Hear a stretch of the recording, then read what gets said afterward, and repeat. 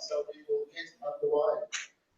My name is Brad Cooper, Group Managing Editor of the Queensland and Northern Territory region of Fairfax Media, publisher of Queensland Country Life and the North West Star, among other titles. And how appropriate that we are here today in Cloncurry, where the North West Star, I can't let this go past without mentioning it, celebrates 50 years to the day that they issued their first edition in 1966. So happy birthday to the North West Star.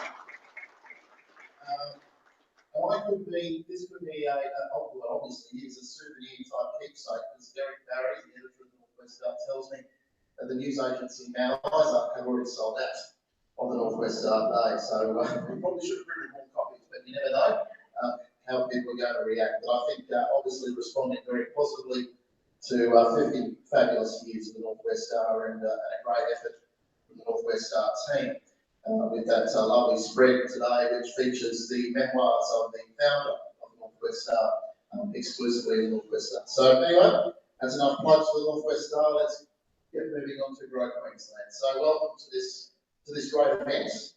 I'd also like to welcome those who are watching through QueenslandCountryLife.com.au today and northweststar.com.au. The many people who are looking through our websites as we live stream our discussion today.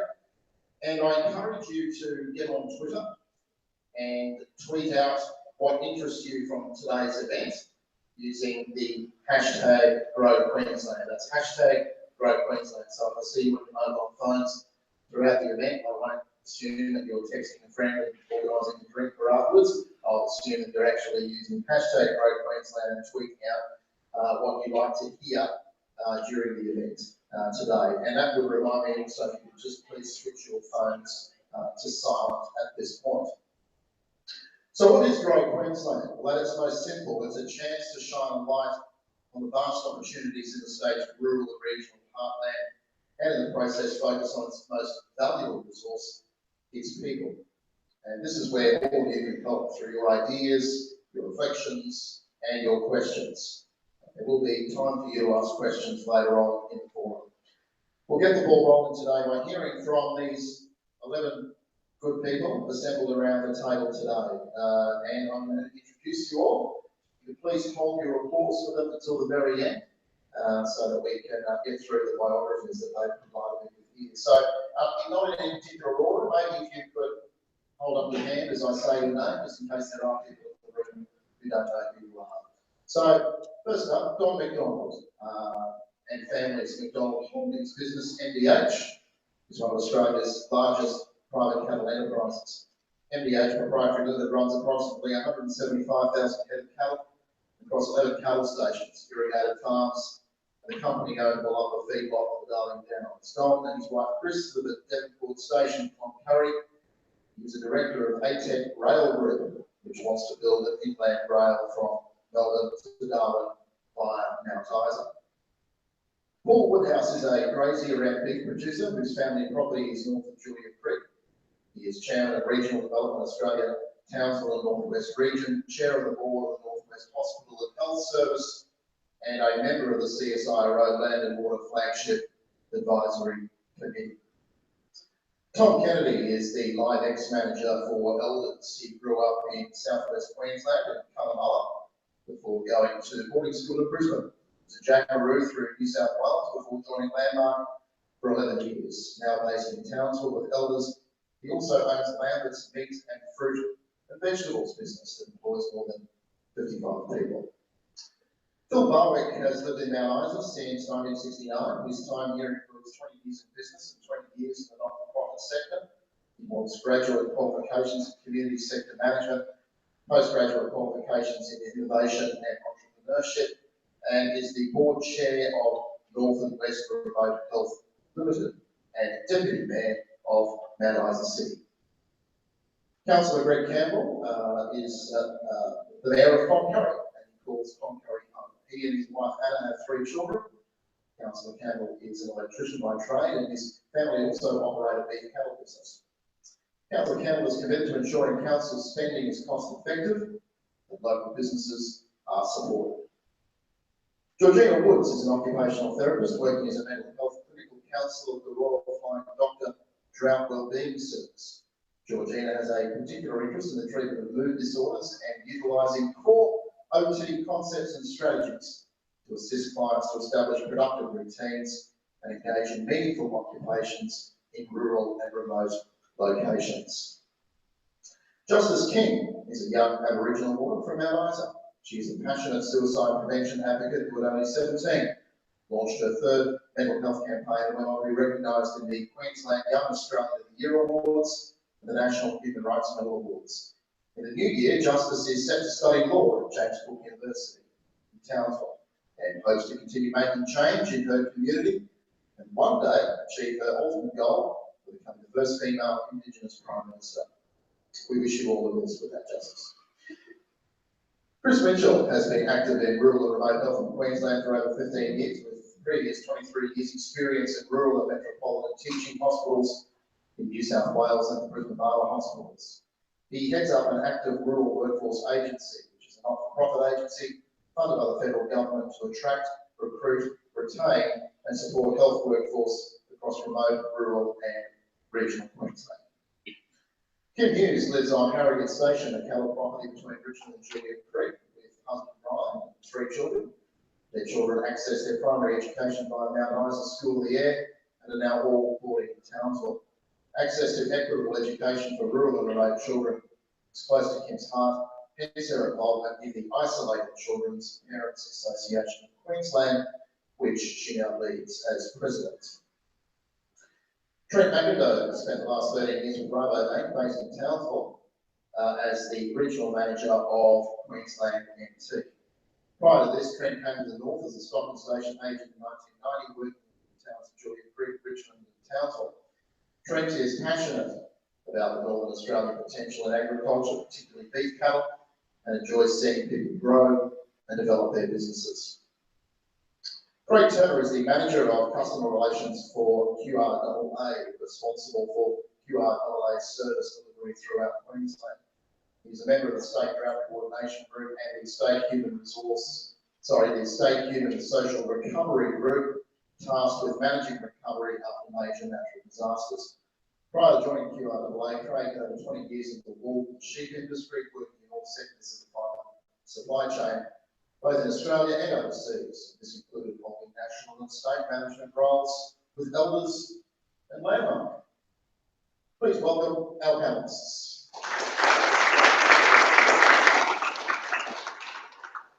So before we begin, just some quick messages. Today's discussion will be structured around the 4 pillars of the Grow Queensland concept. So if you've been reading Queensland Country Life, I've read the Northwest Star a week ago and saw the preview that we ran. The Grow Queensland concept is based around 4 pillars.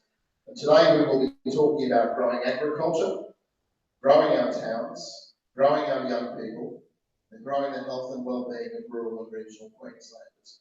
I usually aim to spend about 20 minutes on each pillar, but occasionally there's discussion weaves between both, and we let the discussion go where it will. But I do try to direct it back to those pillars where we can to give our discussions some structure, and also to make it easy for the journalists in the room to take notes and follow what we're talking about. We aim to finish today at about 5:45 p.m, and I will allow time for your questions about 30 minutes from the end, so please school them up and don't be shy about jumping up when I ask questions from the floor and firing your question in today to any panelists here.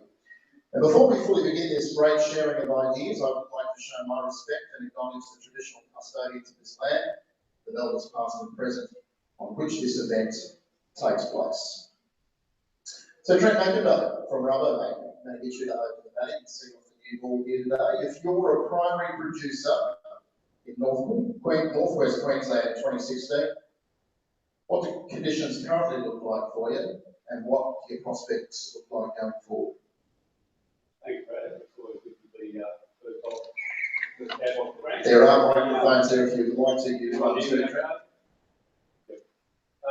Look, there's absolutely no denying the last few years have been, a significant challenge for the producers out here. Not only producers, the small business people and the people who just live in these seasonal conditions. And unfortunately, the seasonal conditions are also coupled with the falling cattle market, particularly for the first 3 years of 4 to 5 see a reprieve there for those that have been able to take a bit of advantage of it in the last 12 or 18 months. But, you know, the toll it takes on these people is absolutely incredible. And we get to see that. We get to those relationships with these people over the years. And the toll it takes is incredible, but the resilience is even more incredible. And, I mean, whilst there's been challenges, big challenges, they've been through lots of challenges all their lives, and that's just what the industry is.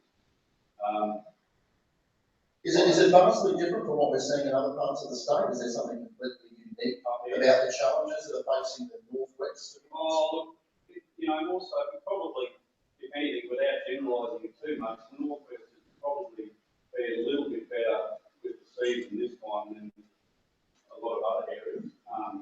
There's still obviously people there that missed out. So it has its own challenges, the distance to markets, and, you know, obviously a lot of export means, you know, go dragging that up too much again, but I mean, all those things impact on the viability up here.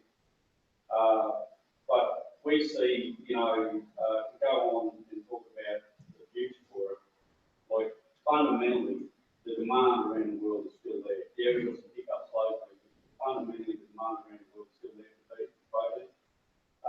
That's not changing. We've got a growing middle class nation. We've heard all those stories. So we see it as a really bright prospect. And I think, you know, that's evidenced by the interest that's in the industry, particularly the big end of town now.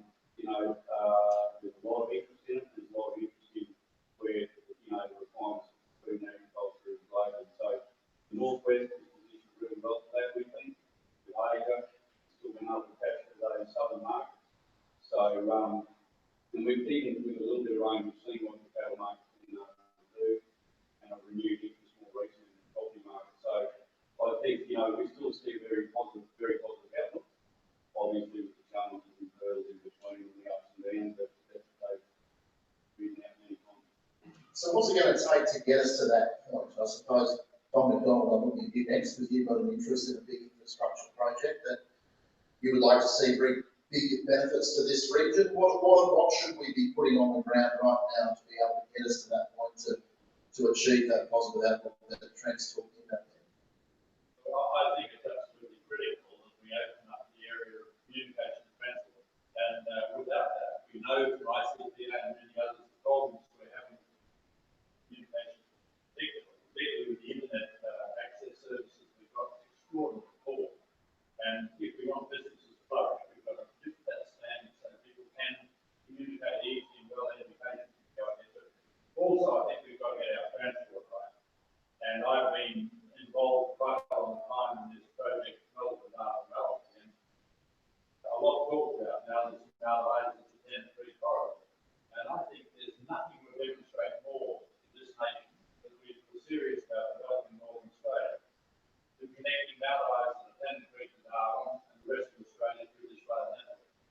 It would enable not only minerals but livestock to move seamlessly to and from live export, whether it be Townsville or Darwin or elsewhere, and also for other produce coming inland from the north to be distributed south. So to me, that's one of the great projects that this government's been talking a lot about. I hope that we will see it being brought to fruition.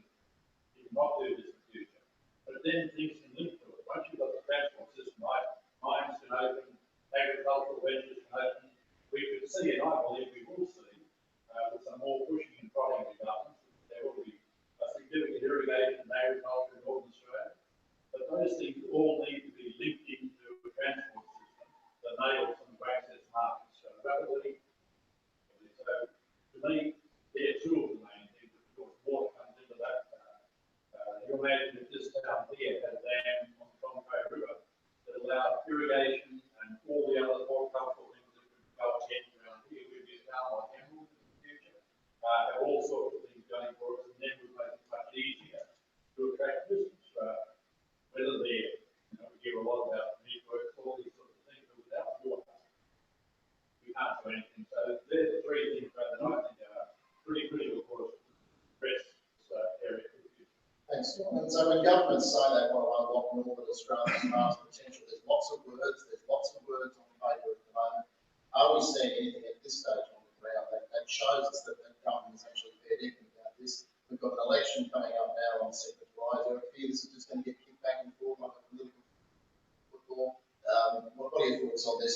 Paul Woodhouse, I'd certainly like to get your opinion on this as well, as part of your role.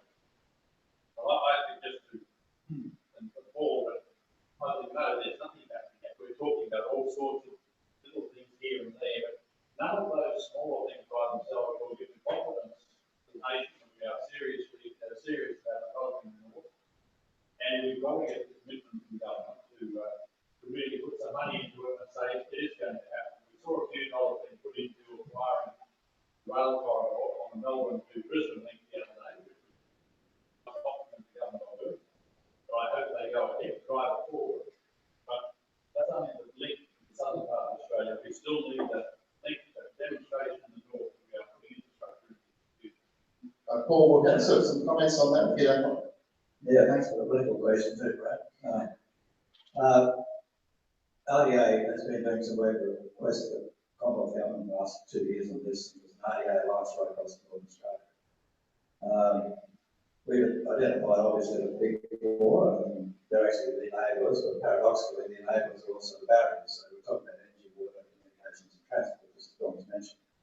So unless we get those four right, they're the enablers to actually encourage the growth through to Northern Australia. But now the barriers to the market has gone pointed out, struggling with communication, but our energy mix is not all that good either.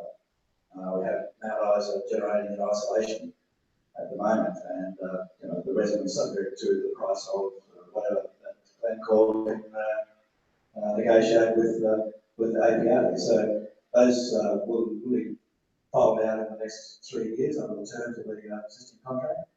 And then it'll be very interesting to see what happens then. But as Don pointed out, the supply chains in Australia are basically, we're still shipping tomatoes from Townsville, from Bowen and Brisbane back up to Townsville, selling to markets. Supply chains in Australia really do need a good overhaul, and they're pretty much no longer fit for the purpose of what Australia wants to do in relation to Southeast Asia. They're still fit for the purpose of serving the domestic market. And Mites and others have done some fantastic work in supply chain initiatives. Thank you. Well, I'd like to probably go to some of the other beef producers in the room right now. Kim, I'm looking at you. We've heard about these barriers, we've heard about these enablers. Your experience as well as a beef producer, can you able to give us some insight into what it's like running a beef business in this part of the world? I think obviously with the drought, it's been very tough, but we have some jobs and without water, we basically can't do anything. And we've recently, but the last few years, have purchased a property,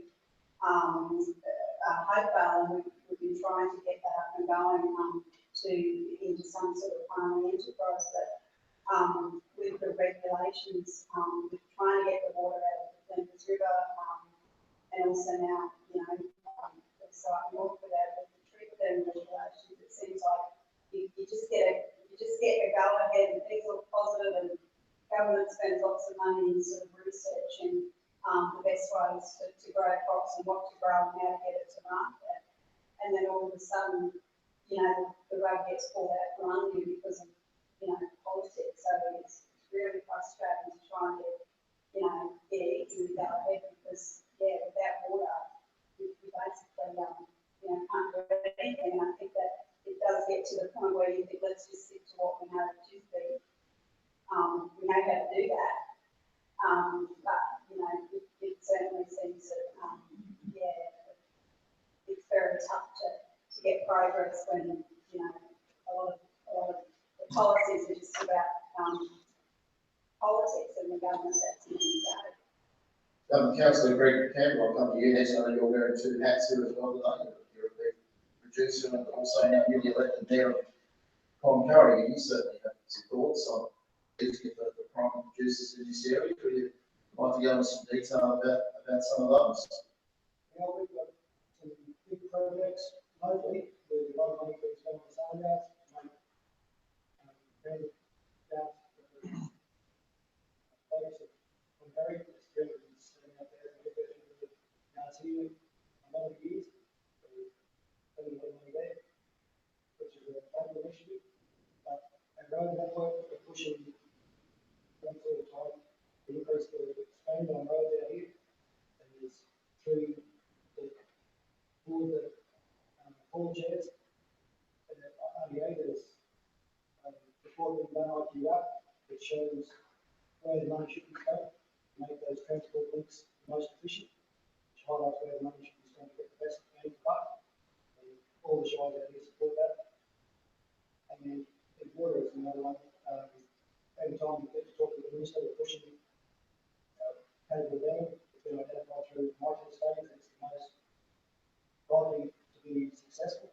And while there's a lot of issues around commercial viability, we need to get that funding there first. Primarily from the government. Everyone talks about user pays, but someone has to fund it first, and people come up to that industry.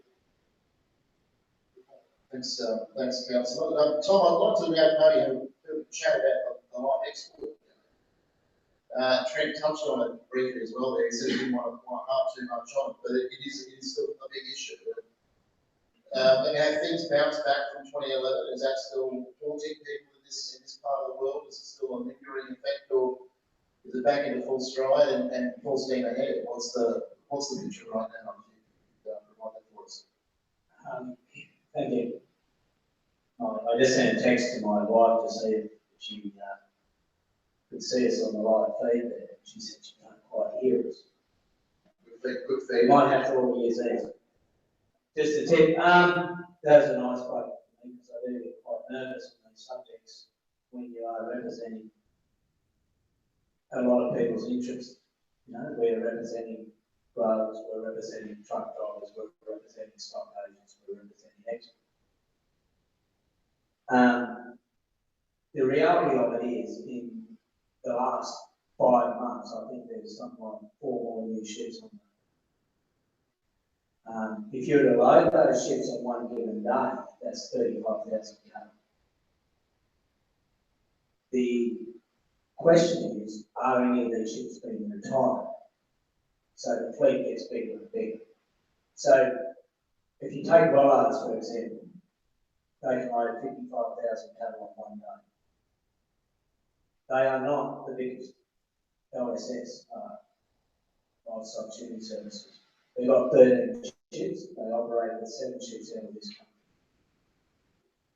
A Middle East exporter, and this week they're doing a shipment out of Townsville. That's their first time in the Southeast Asia. They own their ships.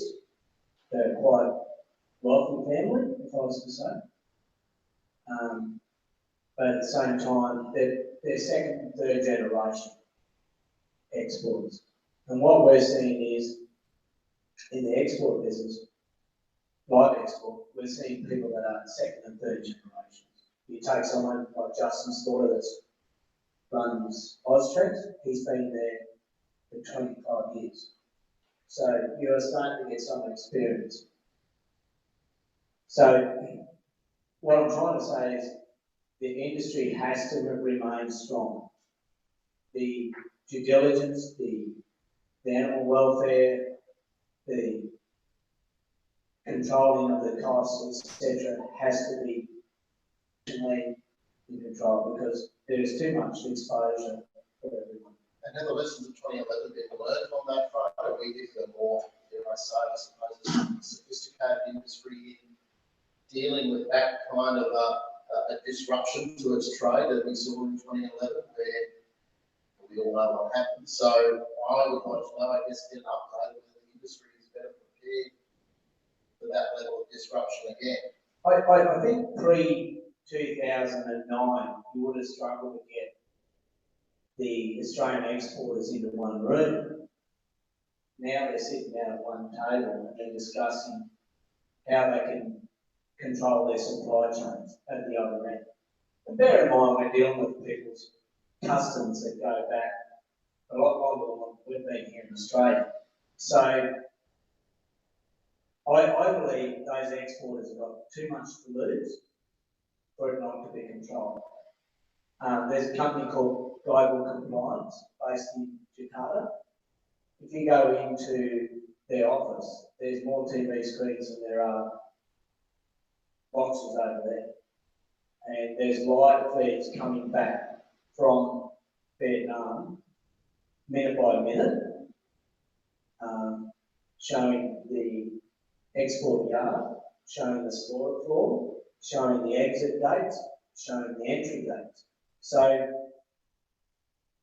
have we learned from those lessons? I think it's a case of people are making a greater investment into the industry.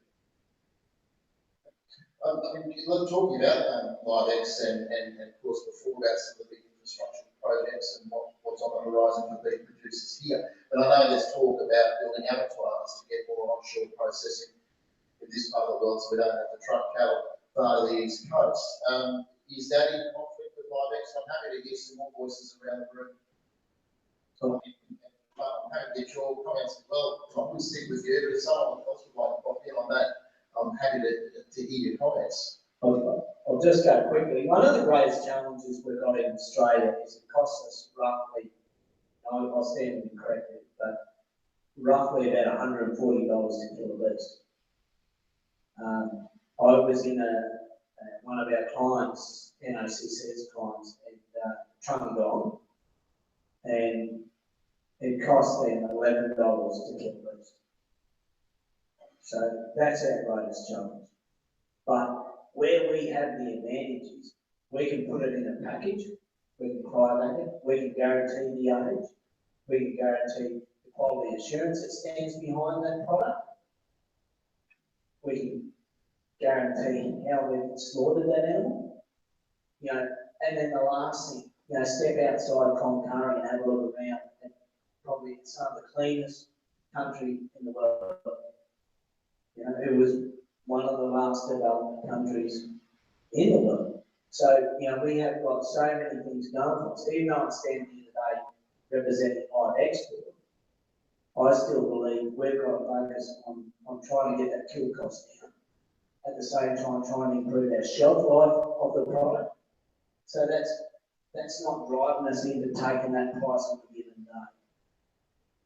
And when I say we are Swift, we are Tees, because we need them to be successful for everyone to be successful. I guess for the beef producers in the room today, the bottom line is profitability. It's about making a dollar. And it's interesting because we've gone through lots of different, I've been reporting on beef, not so much recently, but in the past. It means that the words that used to be in vogue were, viability, sustainable. It now seems the word profitability is certainly back in vogue. And I know, Craig, you and I have talked about this on occasions, but I'd like you to share with the room about why profitability is the new black. That's gold. No, it's quite interesting. I think in the previous forum, we spoke about viability, and the tweet came back. Target viability, what about profitability? And ultimately, profitability is about being there to reinvest. I think that's one of the critical things. We need to have resilience. We need to be able to get through difficult times, whether it be drought, whether it be market crashes, whether it be natural disasters. And the reality is, to be viable is something that allows you to be there every other day of the week. But to be profitable means that you can invest in the future as well. And about today, is being able to invest in the future. It dovetails beautifully with what we've been talking about in terms of if we do get development here in the north, and let's say it is irrigation infrastructure, let's say it does allow us to develop a big supply chain. So, we'll clap that cattle coming to the north, but if we've got more scope to finish cattle, if we've got more scope to process cattle, and remembering too, you start talking about processing works well. It's a factory, so you need volume. That's what I'd say about that. So, but if you've got a product that's worth processing and you've got access to markets that more readily than paying hundreds of dollars to get cattle south, or whatever it is, that's important. And profitability of everyone in the supply chain is important. So, I guess we've had some dry times up here, and the people that work with, really encouragingly have being those people that read the seasons, know when to quit stock, know how to pay that down when they've got money to do that with, and manage that ground cover and be ready to buy another day. And I guess that's what profitability is about. That's great, Craig. So my next question to you actually was about some practical steps that producers can take to actually future-proof their businesses. But I think you've got it there, and I don't want to turn this into an NLA style workshop about how to build a profitable business. I'll leave that to Richard Norton and others. But maybe to the panel, I often like to wrap up our pillars sometimes with these types of questions because we're almost time to move on to the next pillar. I know Don McDonald there gave us a great synopsis about what we need to drive forward and drive this region forward. But if there's one thing, in your opinion, in your area of expertise that would make the big difference right now that governments could possibly deliver that would make the biggest difference to this region, what would it be? And I'm looking now at you, Councillor Barwick, because I haven't heard from you at this stage. You're the Deputy Mayor of Mount Isa, and we've been talking a lot about agriculture, and probably maybe it's not the big thing that drives Mount Isa's wheels, but it's all interlinked. So perhaps you give us your thoughts on that. Yeah, in terms of what the government can bring to the region, I mean, we've got one industry here that, to me, is very well oiled, with great machine, and we certainly and we've also got the same mind, we're very private industry centric. That's sort of very good, but we rely entirely on market prices, market conditions, that sort of thing. You get this feeling a lot of times around waiting out the chain. Right, it's hard. We need all the private industry, of course, and be a problem. I think what we don't do well is look after our small business and get those exploring. Get the information going for those things to happen. So that in the meantime, when the private industry is fluctuating, we can get those things for the local community and grow our local community like that. How the government responds to that, I guess, is just look at the ways to get those into the basin and going. We've got some of the best fish up the north, but you really said, we've got dams here, and take the comments from earlier about dam irrigation, but that like really take how many years on that.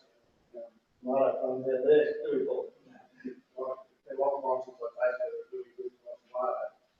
So, I mean, a good farm out there could do say $2,000 a kilo of tomato with quite I think things like that, I do think agriculture, there's examples around Australia where you don't have to have an agriculture filling up shit every day. You have an agriculture supplying the whole region. It's there, and you even pay them £200 or something. But it's enough to, get people, some small business operations to get that going and sustainable and support the local region. Because the best people in the world is, So you see a future for Mount Isa, a diversified economy that goes beyond just the stacks with the sky. You see that there is opportunity there to build some other industries to broaden the economic base of your city. oh, absolutely. I mean, Mount Isa at times is probably some of the highest paid in the world. We probably have, as a city, we probably have 3 restaurants there. The whole lot, we're sitting at that level. I'm thinking about other, I'm happy to get other comments too from here about some of the things that we're making. I mean, don't want to let the genie out of the bottle because we can talk about this ad nauseum, but for foreign investment, foreign capital, do we need foreign capital to get things moving as part of the world? It seems the federal government's got no selling for it at the moment, but that's what we want. Is there anyone around the table got a view on this? Don, you're looking at me and nodding there. I'm happy to get your thoughts on this. Yes. Yeah, look, I agree. I think this country has developed on foreign investments since passport came from 70. First, it was British money in the early days, and we've watched over the years. It says the besties and Borquicks and these sort of people invested early. Then we saw the Americans come in, pouring a fortune into developing colonies, even up in this country, in North America, turning them into really good colonies. Then the appetite went, and we we've seen the Japanese come and lots of people, but what we're desperately short of in this country is capital. And we don't have the capital here to do the sort of things that's needed. And I think you're absolutely right. We're desperate for foreign investment of some sort to come in and help us. And I know there's been criticism in the urban areas of how foreign capital, particularly Chinese, has forced up the house prices, unit prices, all the things that people want in the city. But really, this nation depends on foreign investment. I think would be very foolish to turn that back. So why do you think at the moment that's out of fashion? It doesn't seem to be progressing the way that people want to sell. Big business builders would like our governments to be moved. Have we lost our appetite for nation building? Does that link back into why we're not seeing any action around infrastructure? I think probably a little bit of that, but we are biased and influenced by the perception of what's happening rather than reality. And sometimes the media, and I don't like to say this too much, but sometimes the media run agendas that aren't quite what many areas, many people in the nation would like to see. And that's because it's emotional and because the large populations in the southeast of Australia and the urban areas are feeling pressure on for all sorts of reasons, whether it's their incomes or whether it's their ability to buy or interest rates, all sorts of things. And there has been, I think, a reaction against some of this foreign money buying up some of those things in the city. But overall, my feeling would be anyway, we desperately need more of it. It needs to be well dispersed, I suppose, in all sorts of industries. Thanks, Don. Yes, Trent. Just comment, I think Don's spot on, and it is a lot of emotion with it. And I think one of the things they tabled or recommended, and I'm not sure if it's even been put out there, is in the wider green paper, one of those papers that they've come up with was about a registry of foreign ownership, and that would take some of the bit out of exactly where it is at, and would make people understand a bit more, because it is emotive. It's probably not as bad as what's maybe portrayed in the media, yet it needs to be controlled. So that registry, if it's not out, should be out and should be well maintained and monitored. Thank you. Thanks, Trent. Is there anyone there with either would like to concur with that view or have an opposing view on that? Paul, I'll go to you first, and then Justice will go to you next. Could be construed as either, I guess, Brad, but just face facts. Let's see where the journey takes us. Well, I think the facts are that Australia is public funded strapped. We're still feeding our capital cities like they're growing, not going to stop growing tomorrow. And harsh realities are the politics are there. So to actually develop the North, you have to look into a different mechanism of funding the North, the infrastructure development, to get it going at a pace. Of course, they all come back to business models. Nobody's going to invest, from China, and so somebody's not going to have a good return on it. I mean, at the end of the day, Australia is not the scrappy islands. I mean, we're not going to turn into China tomorrow night. But in order to do what Australia needs done, we have to have foreign investment. The thing is, our expectations have gone through the roof. I mean, 10 years ago, we didn't even need iPhones. They'll turn up in the mail tomorrow. And our expectations continue to rise, but in order to meet those expectations, it's far outstrip the nation's capacity to actually fill them in the Northern Australian context. So I think it's a far more interesting discussion than that. Can I just go back, if you don't mind, Brad, I just want to touch on that, what's changed in the live export. What's changed also is that they used to take grams, now they take crossbreeds and occasionally in water for Santa Cruz, but I think political certainty really has to come into play here, because not going back to 2011 again, but what we saw then was the ground taken out by Rob Speak for undetermined period of time. And in Indonesia, every presidential election, a president gets elected on the basis they're going to provide for their own people.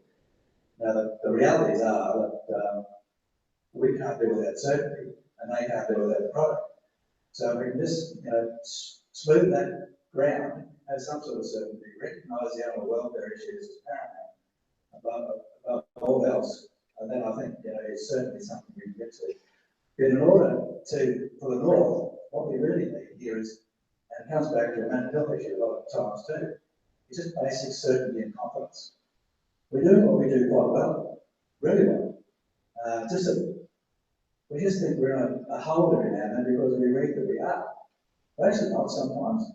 And okay, the mine's closing down, or not closing down, don't print that, Derek, where is it?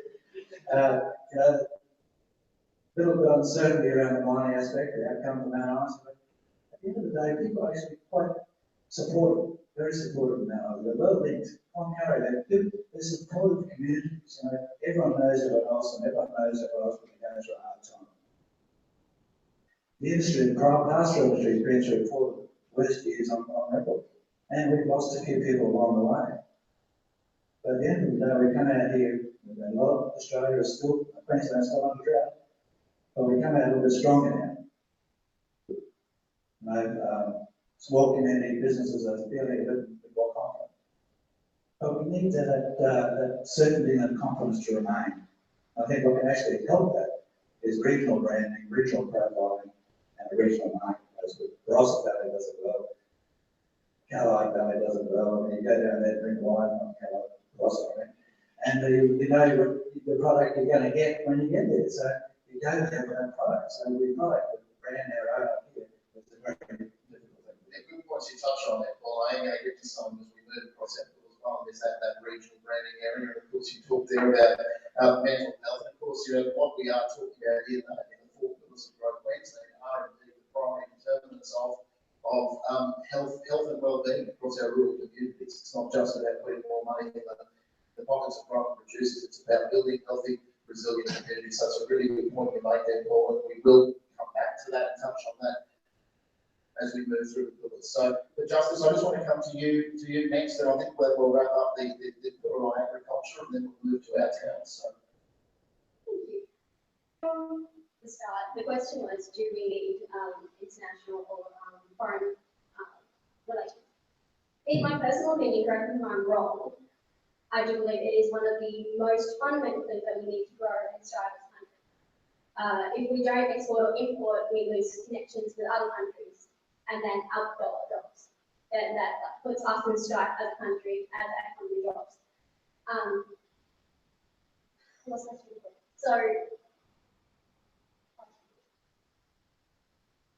So I think what you're saying is that we need to build that. This is not just about an exchange of goods. Yeah. This actually has an impact across our communities. It does. Yeah. The thing is that we can't just put all our eggs in the same basket. We can't just say we need to invest thoroughly and strongly in international exploitation. We need to encourage the little community investments in small communities as well. It comes into strife, especially when it comes to money. It's every man for themselves. You know, they get very greedy and they shut down, and they're very reluctant to work with one another. That's what I see in my personal opinion with many livestock connections. And so we need to encourage the community, we need to encourage foreign, and we need to just discuss, we need to make connections, and we need to talk about it. And don't be hard on oneself when we sit around a table and talk. You've got to take one step at a time, and it is a slow step, but there also needs to be investment in the youth to stand up and help with that, because the youth are the future of tomorrow, and you can't just expect every adult to make the future that we as young people are ultimately going to live in. So we need to encourage that as well. Thanks very much, Justin. That's some good points there that we will certainly touch on as we keep moving through our discussion today. Let's move to growing our towns. Now going to look back to you, Councillors Campbell and Barwick, and I'd like to get you to perhaps put a marketing hat on here and tell us in your own words what a community like Mount Isa or a Cloncurry. I mean, if you had to design a marketing campaign to sell it, whether it's to selling it to tourists or whether it's selling it to people who actually live here or it's selling it to business people who invest here, what does your pitch sound like? I'd love to model the weather today. If we could do that, that's the best marketing tool we have for the area. We have people from the south end, all year round, we could highlight what weather is this time of year. But it's the opportunities to start with.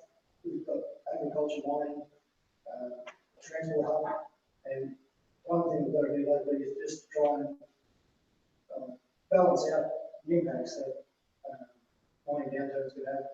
So we just run along a lot smoother, so we're not impacted negatively as often. That's something Cloncurry's been doing reasonably well for 150 years. We've been a mining town now, an agricultural town for 150 years next year. So the area itself's got a hell of a lot of. Tom talked about the beauty of things, a place to start. That's what tourists come for, the space. And opportunity, you cannot, not bother the weather, but you can't bother the opportunity, it's just there all the time. The Cloncurry Shire, I think, if you look at the pastoral powerhouses that are based in this shire, shows what a good base can do. So I'll go to you next. I mean, when I drive around Mount Isa, I see lots of painted bumper stickers with all sorts of marketing slogans on it that Mount Isa's tried in the past. I'm not sure what the current one is, forgive me for not knowing, but what is the next bumper sticker, or what is the next campaign for Mount Isa to sell Mount Isa, not just to Australia, but maybe to the world? Yeah, we haven't developed a new bumper sticker yet, so that's good. Look, I mean, I touched on it before about, I think a vibrant business community will down and spin-offs for that kind of tourism. Once people are sort of grounded and going well, and tourism is going to do well for that, they get connection, people coming through. Council was got involved with great part of that side of things. More to marketplace more livable. We want to do that by watching the census and using the money wisely. I think Mount Isa historically hasn't done very well over the mining years in the last 14 years. A lot better. I think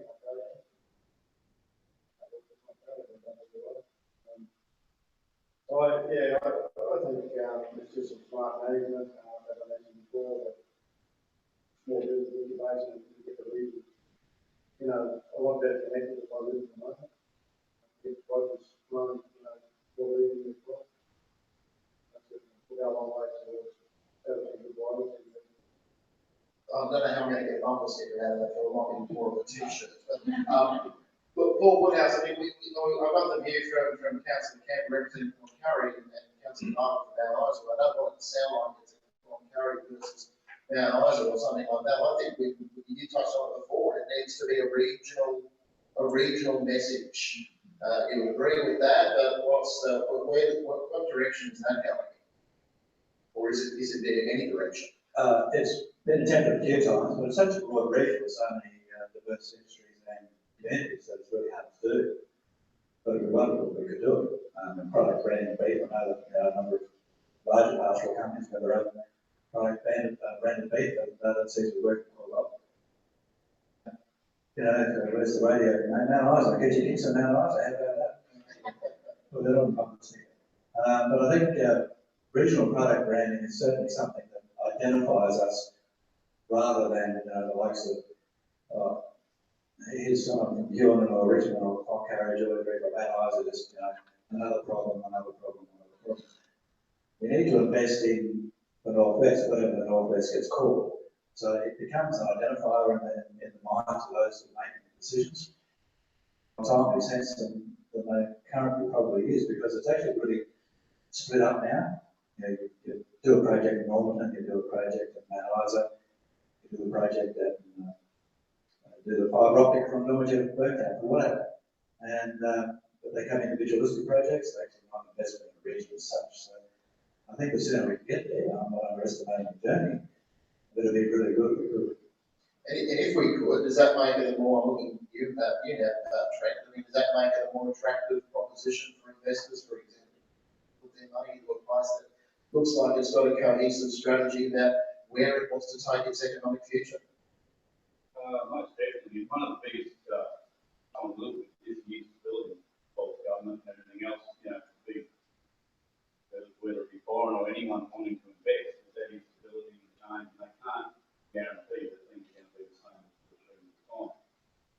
So if you develop an area, and I like the idea originally when all this stuff was getting thrown around, it's talking about Northern Territory and North Queensland, And even if it extends to North Australia in that regard, I think banding together, whether it be North Queensland, whatever, is going to give a stronger, better outcome, working together rather than going off in different directions, which is exactly what's happening now with this whole Northern Australian development. You know, everyone's got their all sorts of things going on, everyone's got different agendas, everyone's staring on one another, nothing's happening. Banding together and operate as a unit, it's going to be a lot better. I mean, you know, you see that in businesses across the country and everything else. So when you go somewhere, it's all the same. You know. So, I mean, I just want to shift the conversation just slightly, and of course we all know what builds great communities and great towns are people. And Georgine, I'd like to bring you into this discussion at this point. I mean, is this your experience of working in a place like ours? I mean, is it a good place for people's emotional well-being who live and work here? I mean, when you say, you know, go to a happy place, do people think about this place? Is that what they think about? Are people happy to live and work here? Good question, Brad. I guess I can happily say yes to that one. I think it's obviously really important to acknowledge, though, communities such as Mount Isa, obviously they are going to go through difficult times, they're going to go through good times, but I guess that basic bit of knowledge that we do need to remember is 24/7. So it is sort of educating the community about what services are there, and maybe when the times are really good, they're not needed as much, but also then knowing that when people are going through difficult times, such as mental health, knowing what support is there, who to talk to, who can offer a listening hand. But I think also the power of the community is definitely something that also needs to be acknowledged there too. And Craig, you talk about this, that there's actually more support from government for rural and regional communities than there ever has been. Correct me if I'm wrong, but I'm pretty sure I don't want to misquote you, but I'm pretty sure I've heard you say that. Yeah, no, absolutely. I think that's one area that not only is the populace probably more aware, but government has reflected that as well. And I'm not here to speak on government's behalf, but the reality is, whether it's not-for-profit or government, there's a greater understanding of people's needs. There's a greater understanding of people's requirement for connectivity, and you know, I guess we can talk about the economic profitability and how that grows things. Well, people's health and connectivity and engagement also create growth. Justice, if I can come here at this point, I mean, we're actually making history in the very short journey of Grow Queensland, because you're by far and away the youngest person we get out on our panel. It is refreshing to have someone on the panel who can talk about a person's experience, person living in this part of the world. Well, we're talking northwest, so your experience is Mount Isa, I'm assuming. There's pros and cons. Just going to be pretty blunt about it. It's pros and cons. Especially being Generation X in the millennial generation. It's arguably being said that we are the most laziest generation, and that's quite embarrassing being a youth that wants to see change and wants to see encouragement of engagement of children and youth. The Queensland Economic Indicators. So our resident population as of June 2015 was 4,779,400 people. The same year, the unemployment rate was 6.5, which was influxed by 0.5%, according to the Australian Government Department of Foreign Affairs. That's equivalent to 310,661 people that are unemployed in Queensland only. There needs to be an encouragement of kids to delve into things that aren't quite encouraged by youth. So working, volunteering, just being a lot more mature than what they are. With the introduction of lots of technology, we have generally become very lazy. That's arguably true. And so being a rural town where we are somewhat underhanded because we don't have the access to many metropolitan facilities, we're trying to work very hard, and then there's people that don't. So it's very good and bad. you get the really close connections and the close support of your community, which, like I said, in our life is just great. You have those people who know you and know what you do and are full on for you. And then you work really hard and you go to a metropolitan place and you're just, not as good, if I can say that, as everyone else because they have that mind support of things that are just a little bit better. So it's really good. So you touched on, keeping young people engaged in their communities. It's a really good point. I often ask this question at panels, and I'm happy for anyone to chime in at this point. What do vibrant, thriving rural communities or regional communities have in common? What is it that, takes a community forward? What do they have in common at that point? Tom? I have a good mate of mine, Tom O'Toole, Beechwood Baker. And if anyone's heard him speak or whatever, I've stayed with Tom several times and I'm good mates with his CEO. Really, a town has to embrace it. Like, we can get all the advisors from all over the world, we can get all the gurus coming to us. But really, the problem is in the mirror every morning. If we want to make a town successful,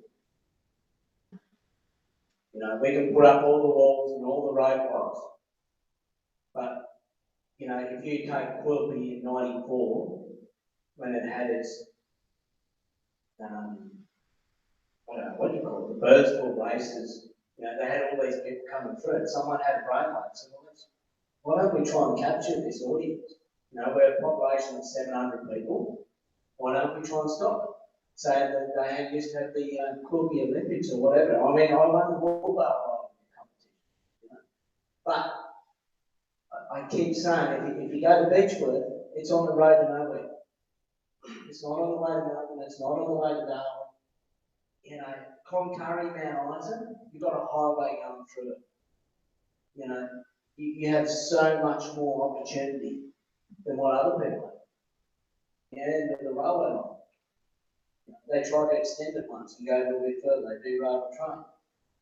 But at the end of the day, it's the young people, it's the person that's got the bakery, it's the person that has the hardware shop. You talk about Brady's 9 to 10, it's known all over the 9 to 10 circuit right across Australia. But it's just a hardware shop, isn't it? At the end of the day, it's the people in the town, the people in the business, it's the people that are in the schools, all having a belief within themselves. You go to Shanghai, there's 24 million people. So, you have the opportunity to make it happen. And everyone's got to feed off everyone. I'm wondering if there is, and I'm disagreeing with what you're saying, but it's my job to often play devil's advocate to arguments. In an area like this with a large, correct me if I'm wrong, with a FIFO workforce, does that present a challenge in terms of building that sense of community when we have a large workforce that tries to fly out? But again, if there is a stable community here that's looking in the mirror every day and saying, well, if it is to be, it's going to be up to me, then maybe that counteracts that FIFO fact. I'm happy to hear your thoughts on this, and then I'll go to you, Craig. I'll just be quick. So once again, you've got all these people coming. I've got a little small business in Townsville. We serve 7,000 people a week. Every time I see a person come through there, my eyes light up because I see an opportunity. So, why not advertise in those mining communities, whatever it might be, fly in, fly out. Advertise that it's a great place to be in. Advertise your major events, advertise your racing, advertise your field days, etc. Because then those people will say, well, why don't we stop here and go to that event? Yeah, I sort of draw on some of my own experiences, some of the towns I've lived in, and the fact that my father's side, I think we go back to the 1860s when the town was developed. Not my dad Roman, he was here and get recorded. But nonetheless, you sort of look at a town there which has had a history of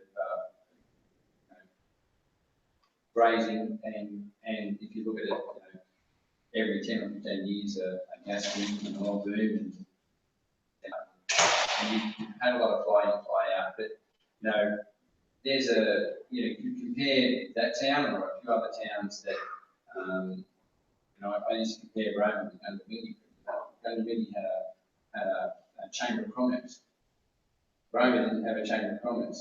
Roma had 3 major families that owned most of the shops, but they didn't have a chamber of commerce. And then they got a chamber of commerce. I'm not saying that's the answer to everything, but all of a sudden you've got this extra engagement. Money through both mining and through local business into the regional art gallery. You get people engaged there, and I mean, geez, I know nothing about art, but I found myself on the committee. And yet there was stuff there that was bringing a lot of people. It wasn't just the art set. It was, again, there's that magic word engagement. So even for fly in, fly out communities, if, it's like Tom said, you create something to get people involved with, and they'll get involved.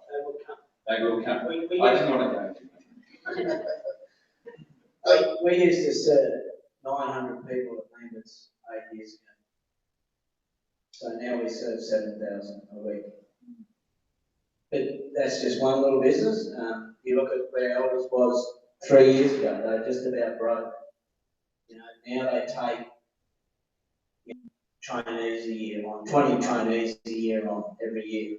So put a bit of money back in. One of the keys to doing that was getting rid of the consultants, wasn't it? Yes. We haven't got enough time to talk about Elders as a case study. No, so I just want to move the conversation slightly. I know we haven't touched on a lot of health yet. Our health experts, I think, are at the table a bit quiet. We will get to you, Chris and Georgina, in more detail. But Kim, I want to talk about education. Education is important if we're going to, educate not only young people. I know you represent the Isolated Children's Parents Association, but education across the board is important if we're going to have a workforce that's engaged and wants to stay and live and work here. One of the areas that you've talked about quite a lot is affordability of boarding schools for families with no daily access to school because of simple geographic isolation. Is that one of the key areas for you, and why? Yeah, thanks, Brad. I think that all the talk about developing Northern Australia, the agriculture, the mining, the talk about branding our regions and having healthy, vibrant communities, none of it is relevant if we can't have quality education, because young families won't be in our rural and remote communities, because I think families need to know that when they move to these places, their children's education isn't going to be sacrificed because of where they live. I think that in Queensland we've got 8 shires that don't have a high school, so basically there's no school beyond year 6. So, those people need financial assistance to be able to send their kids to school, because they basically do not have daily access to a school. So,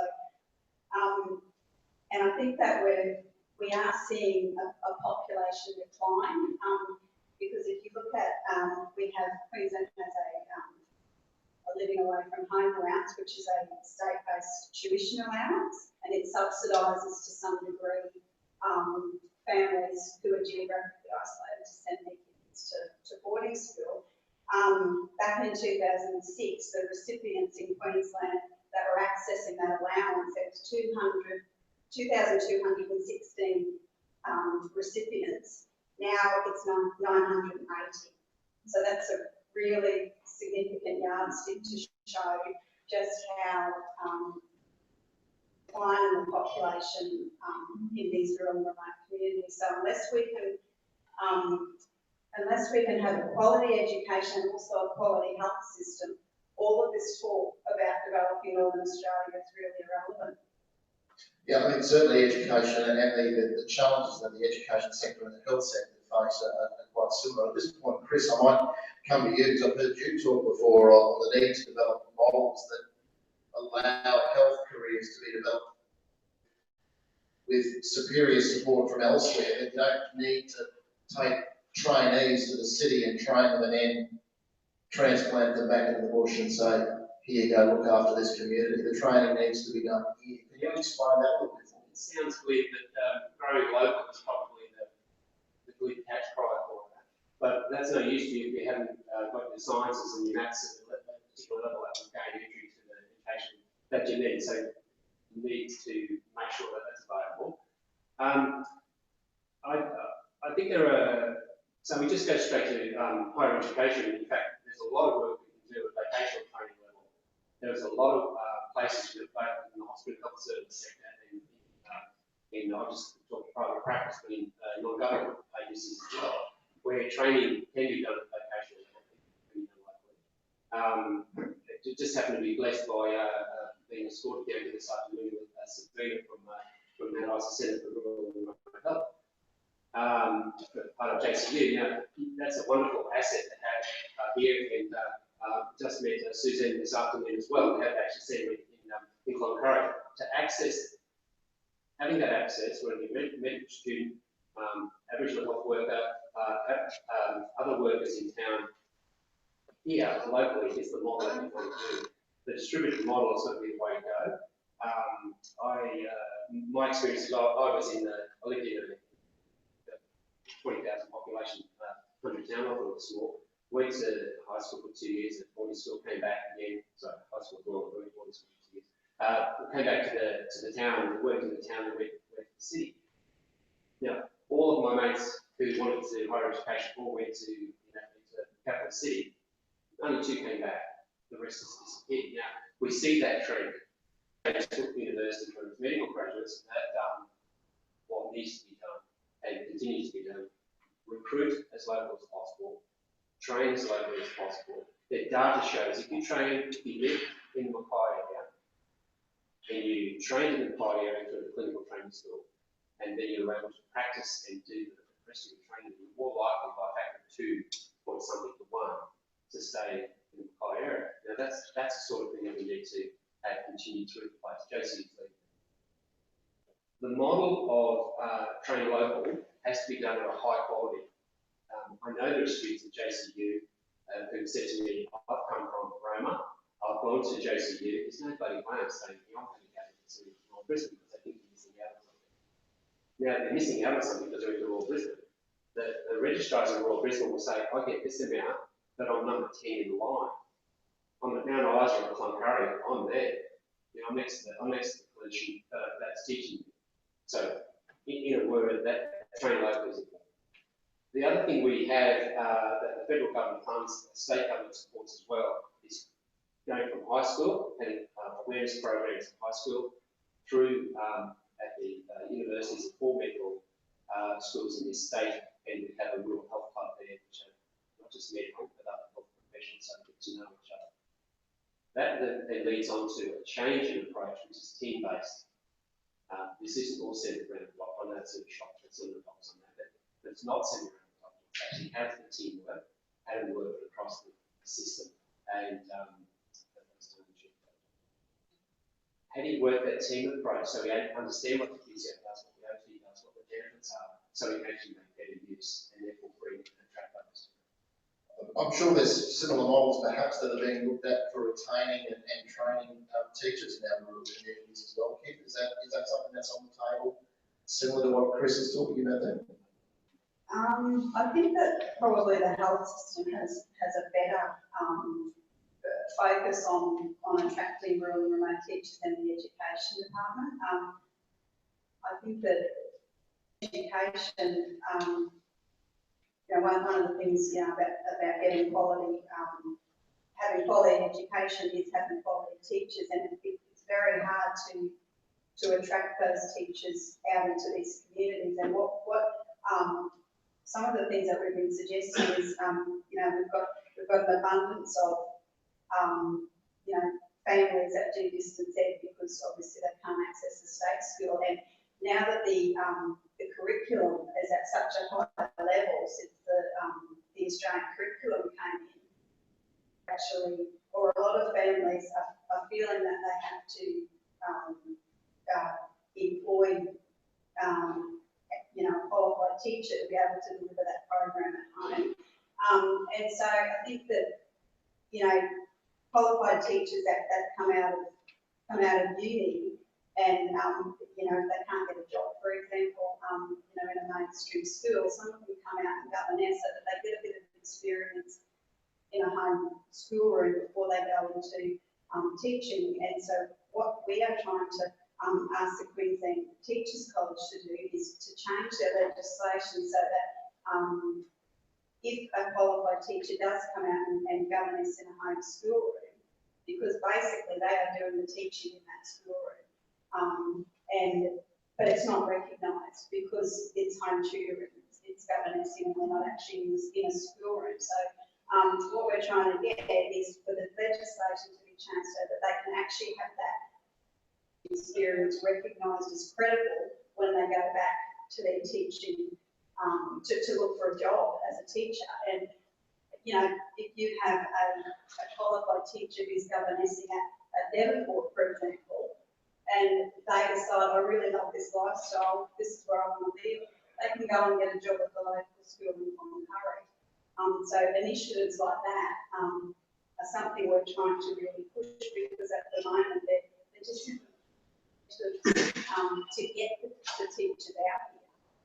And if they come out and they're at Devonport, for example, and they meet a nice grazier around the area, and they decide, oh, you know, I want to stay. This is how families come to the bush. And if you look at the distance ed families that are in the communities at the moment, a lot of them came to the community because they're a teacher or a nurse, and they stayed and as their families here, and you know, and they're still here. So I think that education, the education department really needs to look outside the box, and I think Queensland Health is about just to try and attract and retain those little teachers.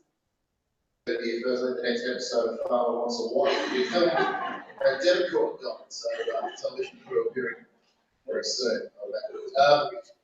Look, let's move on to our next pillar, which is a bit of a segue into growing our young people. And Justice, I'm coming back to you at this point. You know, how do we engage young people, first of all, in their community, and how do we encourage and support young? It's a big question. I'm hoping you're up for it.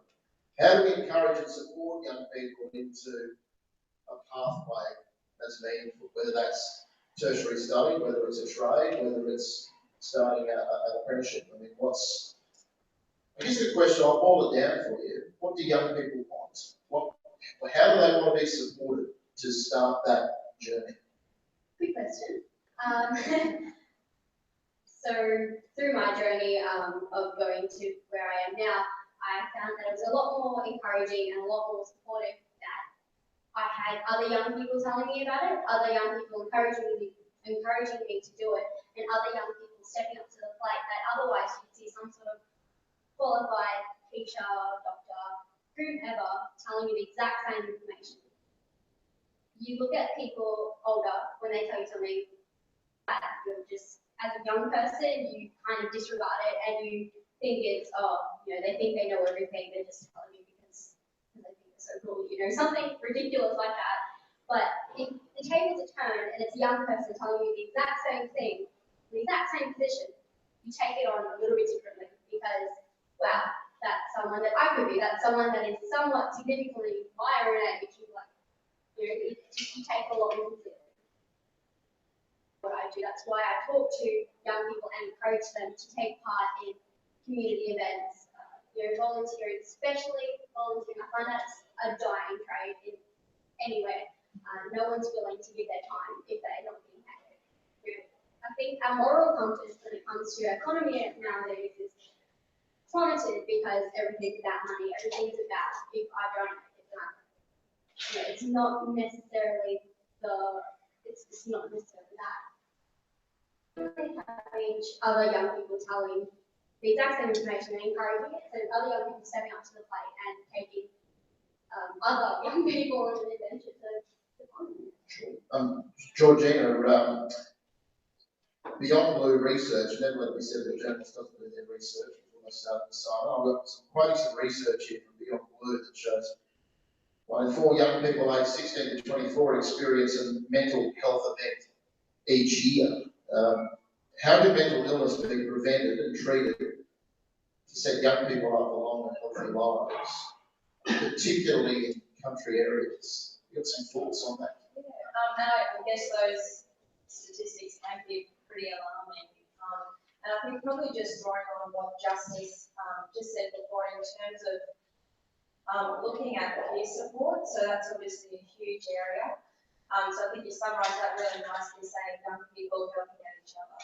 So I guess, you know, that message of helping out and make things as simple as that. Are you okay day? Why does it have to be 1 day? Why can't it be 365 days, the whole year? I think though it's also really important to acknowledge as well, having role models in our community as well. So again, Justice, you spoke about, you know, the youth taking charge, leading the way, but also then looking at our community champions. Who are some people that the young people can look up to and take lead? Who can they ask if they feel sad? Or if they just want to double check something, you know, it's okay to ask a question. It doesn't mean you're in trouble or anything like that. So I guess it does also then come back down to as well, feeling engaged in the community, feeling connected to your community, whether you're a young person, you're 20, 30, 40, 50, 60, it doesn't matter. It's that sense of belonging and knowing who you can talk to. I think as well, education or looking at the school system too, obviously looking at the kick-off, is that something that we need to draw on as well? I think that's another huge area that could also think of that as well. Because we certainly hear a lot in this, in rural and regional communities. It's, you know, if we just have more opportunities for our young people, or maybe we just need to build an escape park, maybe it's a water park, maybe it's, we just, you know, if they had more job opportunities, that would all be better. Is it as simple as that, or is it a lot more complex in business? I guess it depends which way you look at it, because we can sort of bring it down to those really basic concepts of young people feeling accepted, they're feeling engaged in their local community, again, they're feeling connected, like I do want to contribute. But I think even as well, if we take it as, you know, holistic healthcare, we're looking at the whole person, they're feeling engaged or accepted in your community as part of it, but also then, you know, looking at job opportunities, what are your education options, or, you know, what's your just general social support like as well. I mean, Tom, I'm going to look at you at this point, because, I mean, how do we retain young people in agriculture? Is agriculture providing place for young people to work in? You talked about elders traineeships and etc. You know, why would a young person want to work in agriculture? I haven't been invited down to Adelaide just yet because they sometimes worry about what I say. But I constantly challenge, so I sit in a management team of 8 people that look after New South Wales, Queensland and the Territory. I challenge the other 7 people on that, in that management committee to challenge our young people, challenge them in ways that they take ownership, they take risk, and we then have to back them. And the elders traineeship thing, the elders traineeship is designed to kick off careers. And I reckon that the career as a stock agent is full of a lot of characters. And there can be a lot of fun in it. And you can travel right across Australia. We've got Slaney, he's Charters Towers. He's gone to the East Gippsland, he's gone to Geraldton, he's gone to Dubbo, he's seen 2/3 of Australia and he's been paid to do that. One of our role models is Kate Knowles in Marina. She's in a car. She's up against it. She's up against the gender topic. She's a female stock agent. Last year she sold 6,000 cattle foods. But you know, I backed her to go and buy cattle or take delivery of cattle for a abattoir that is based at Tongala. Now, Tongala is near Echuca, Victoria. So she needs to make sure that the health of the cattle are going to be able to travel that far. We're not going to have claims on those cattle. We're not going to have problems. She's 24 years of age. Right? Like I said, sometimes I'm not allowed into Adelaide because I push the boundaries a bit. But that's the problem we have is we think, geez, you know, he's 21, can he run that branch? Can he do that? I said, well, what do you think happened after World War II? There wasn't a lot of middle-aged people around. And we had branch managers at the age of 20 running branches like Longreach, Charles Towers, you know, Charlton. And these were branches like Elders, Dalby, Winsham, Primary, Amolev, you know. So why was it okay to back our young people 40 years ago or 60 years ago to go off to wars and then come home and then back them to go and manage accounts? And Trent, you remember, like back then, we used to have checkbooks in our branches. So, you know, now I see the controls where impounded them. And so, yeah, I think growing the resilience of young people is dependent upon every person that's been there to back them, let them take ownership, let them take risk. And it's like that child, you know, we get them when they're little, you know, we say, be careful, and then we give them a push block, we say, be careful, then we say they get a girlfriend, we say, be careful, you know. So it's important that we back them, you know. So my children, you know, my second son fell out of a tree the other day, 2 metres, you know. I said, well, come on the game. That's what we've got to do. Thanks very much, Tom. Craig, I know you've got a comment on this. Is that what it's about? Just give them a go and let them have a crack? And Well, I think in general terms it probably is, and I'm sort of thinking more about, you know, we start talking succession in rural Australia as well. You know, we've actually got a specific program to lend money to people that want to enter agriculture. And, you know, we've actually in the last 2 months, I think, over $500,000 each to 2 19-year-olds. Now, admittedly, they've got a bit of support from mum and dad on growing, but you know, one of them started with 5 cows when he was 8.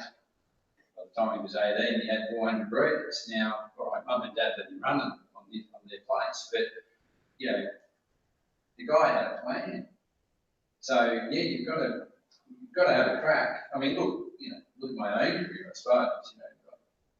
You know, certainly from a wool perspective, at the age of 20, I was trading, I don't know, tens of millions of dollars worth of wool, and I went from there. And again, it only comes down to, well, there is a bit of trial and error. I'll give you the tip. But you know, I guess if we look at succession, and if we look at, you know, up here we've got bigger operations, I acknowledge that, and that's a challenge. But you know, I had a couple of meetings with accountants in Mount Isa this morning. We sort of go, well, we still want to get young people into farming. So even setting aside jobs in agriculture, which sometimes can sort of take us away from getting people that actual acting into farming. But you know, how can you do it? Well, there's still scope to buy in mum and dad's partnership. There's still scope to look at having your own business plan and bring that forward to the table to support. And we're seeing a lot of that. And ultimately, we talk about resilience in communities, we talk about growth in communities. Well, it's, you know, it's not just the service providers that need to be coming into town, right? You actually need the next generation in primary production as well. And you know, I think there's opportunity, and there's a lot of people out there with a plan. Of course, justice kills me when she tells me that, you know, the next generation are lazy. That's not going to work. well, how do we fix that if they are? No, well, I'm pleased to say that the people we're dealing with, I'm not seeing a lot of laziness. I'm seeing a lot of innovation. I'm seeing a lot of creativity, and I'm seeing a lot of drive. And that's the thing. The other thing I was going to say is, I acknowledge when Justice said that people of one age like to hear the experiences of the same age. I just want to say we're all young ones. Trent McIntyre, you answer it. What role can banks play to give young people a leg up? They often say the reason they can't get a start because they've got no money to do that. I mean, if someone's got a great business case that they want to take forward, will you listen to them? Or will you be able to support them? Is that how banks work? Well, it is, and of course, every case is looked at in its own merit. I mean, we try to encourage people to come in, but they've got to obviously have that backing that Craig was talking about, or whatever, some sort of help to get them in. But getting people in there wanting to do that is probably a bigger problem, and that's, and that's where it starts. And one of the initiatives that aimed at the client council, and that's where a group of clients get together, about 10 of them, put in a room, and they talk about a lot of things. And they're all over Australia, Queensland, the nearest in New Zealand, and the nearest one is Air. Now, the common theme across all of those is exactly what we're talking about, getting young people. One of the common themes, there was quite a few, but was getting young people into the industry. And almost unanimously, everyone sat there and looked in the mirror like Tom talked about and said, well, these are the producers. We're probably our own biggest enemies here. Because we sit there and say, there's no future in this, there's no money in this. We go and get a trade, I'm off they go to the city, and they don't come back. And that was collectively agreed across most of the producers and most client councils that we're our own biggest enemy, we have to change that around. So they've popped up with ideas like a FX program, farm exchange program, getting young people out of the city schools, back into the bush, having a look around. Obviously, careers in agriculture are far bigger than just working on the farm, there's banks, there's agents, there's plenty. So, again, it's the whole look in the mirror thing, the problem starts at home. We need to get people in, because we have problems getting everybody does. But some of those initiatives that's coming out of those farm councils are good, and it's not managed. So, yeah. Thanks, Trent. Let's move on to our building healthy communities and looking at health as our last pillar that we'll cover off in today's discussion before we questions. And I hope you've got some of your questions ready. Chris Mitchell, I'll go to you next. Access to healthcare is obviously key to sustainable communities. We've already discussed that. Yet flying doctor research, and Georgina, you might be aware of this research, released in March 2015, that shows country residents see doctors at half the rate of city residents. Flying doctor research also shows that rural residents die 1.5 years earlier than city residents, and up to 3.5 times the rates of avoidable chronic illness. Now, what causes this health disparity between the city and the bush? And what can be done to prevent avoidable illness in country areas? Big question, Chris. I say some of the best till last. There's no short answer. The fact is, less funds are spent on rural communities and rural patients. So, the bush and spent the last 15 years on this part of the journey about increasing access to general practice, particularly in the bush. I know those statistics and I understand that, and I can see the difference. So I think we have an attitude in the bush where we'll accept what we're getting. And I think of 3 towns, I'm just thinking 2 towns, Roma and Apple. Now, the way things have been built up over time, fire services and hospital services has been added on. None of that has to do with the number of people who live there or the care that they need. None of that has been done. And had it been done, it was done at such a high level, it didn't mean anything. The difference between Mount Isa and Council, like it's too high level. The hospital health service has been created, and they have to provide service for their customers. Similarly, with the primary healthcare network has also been planning on what we need to provide turning the service. So I think that's a good thing. Difficulty at the moment is those 2 functions currently happen separately, and if I can characterise it to federal money and state money, and all the numbers at times, but that's the key to success. And there are really good opportunities, but also good examples where that's happened. Now, you cannot say that all the health outcomes are to do with the agricultural industry or the mining or the other services. It's not to do with So it's not just because we haven't been working around risky industries. And the states are gear and potatoes and all that stuff. It's not to do with that. There are some lifestyle issues. It's actually access to getting. So why are we accepting it? Why is that, why is that? There's been an acceptance, particularly in this country, that that's okay. And it's been key to go to the coast. When I was going to this stage, let's go to Brisbane, and now maybe to the coast.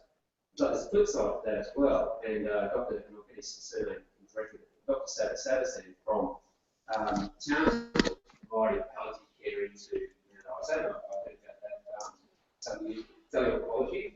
So, when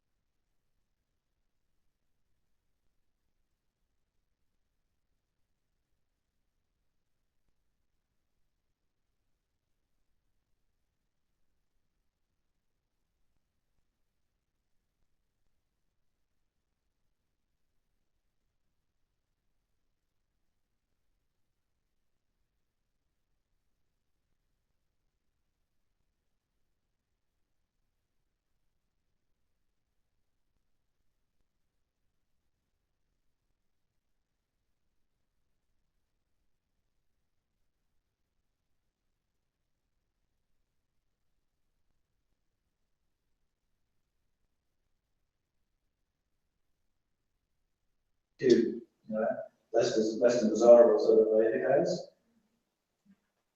But there are a few things underway. But I think, let me go back to it.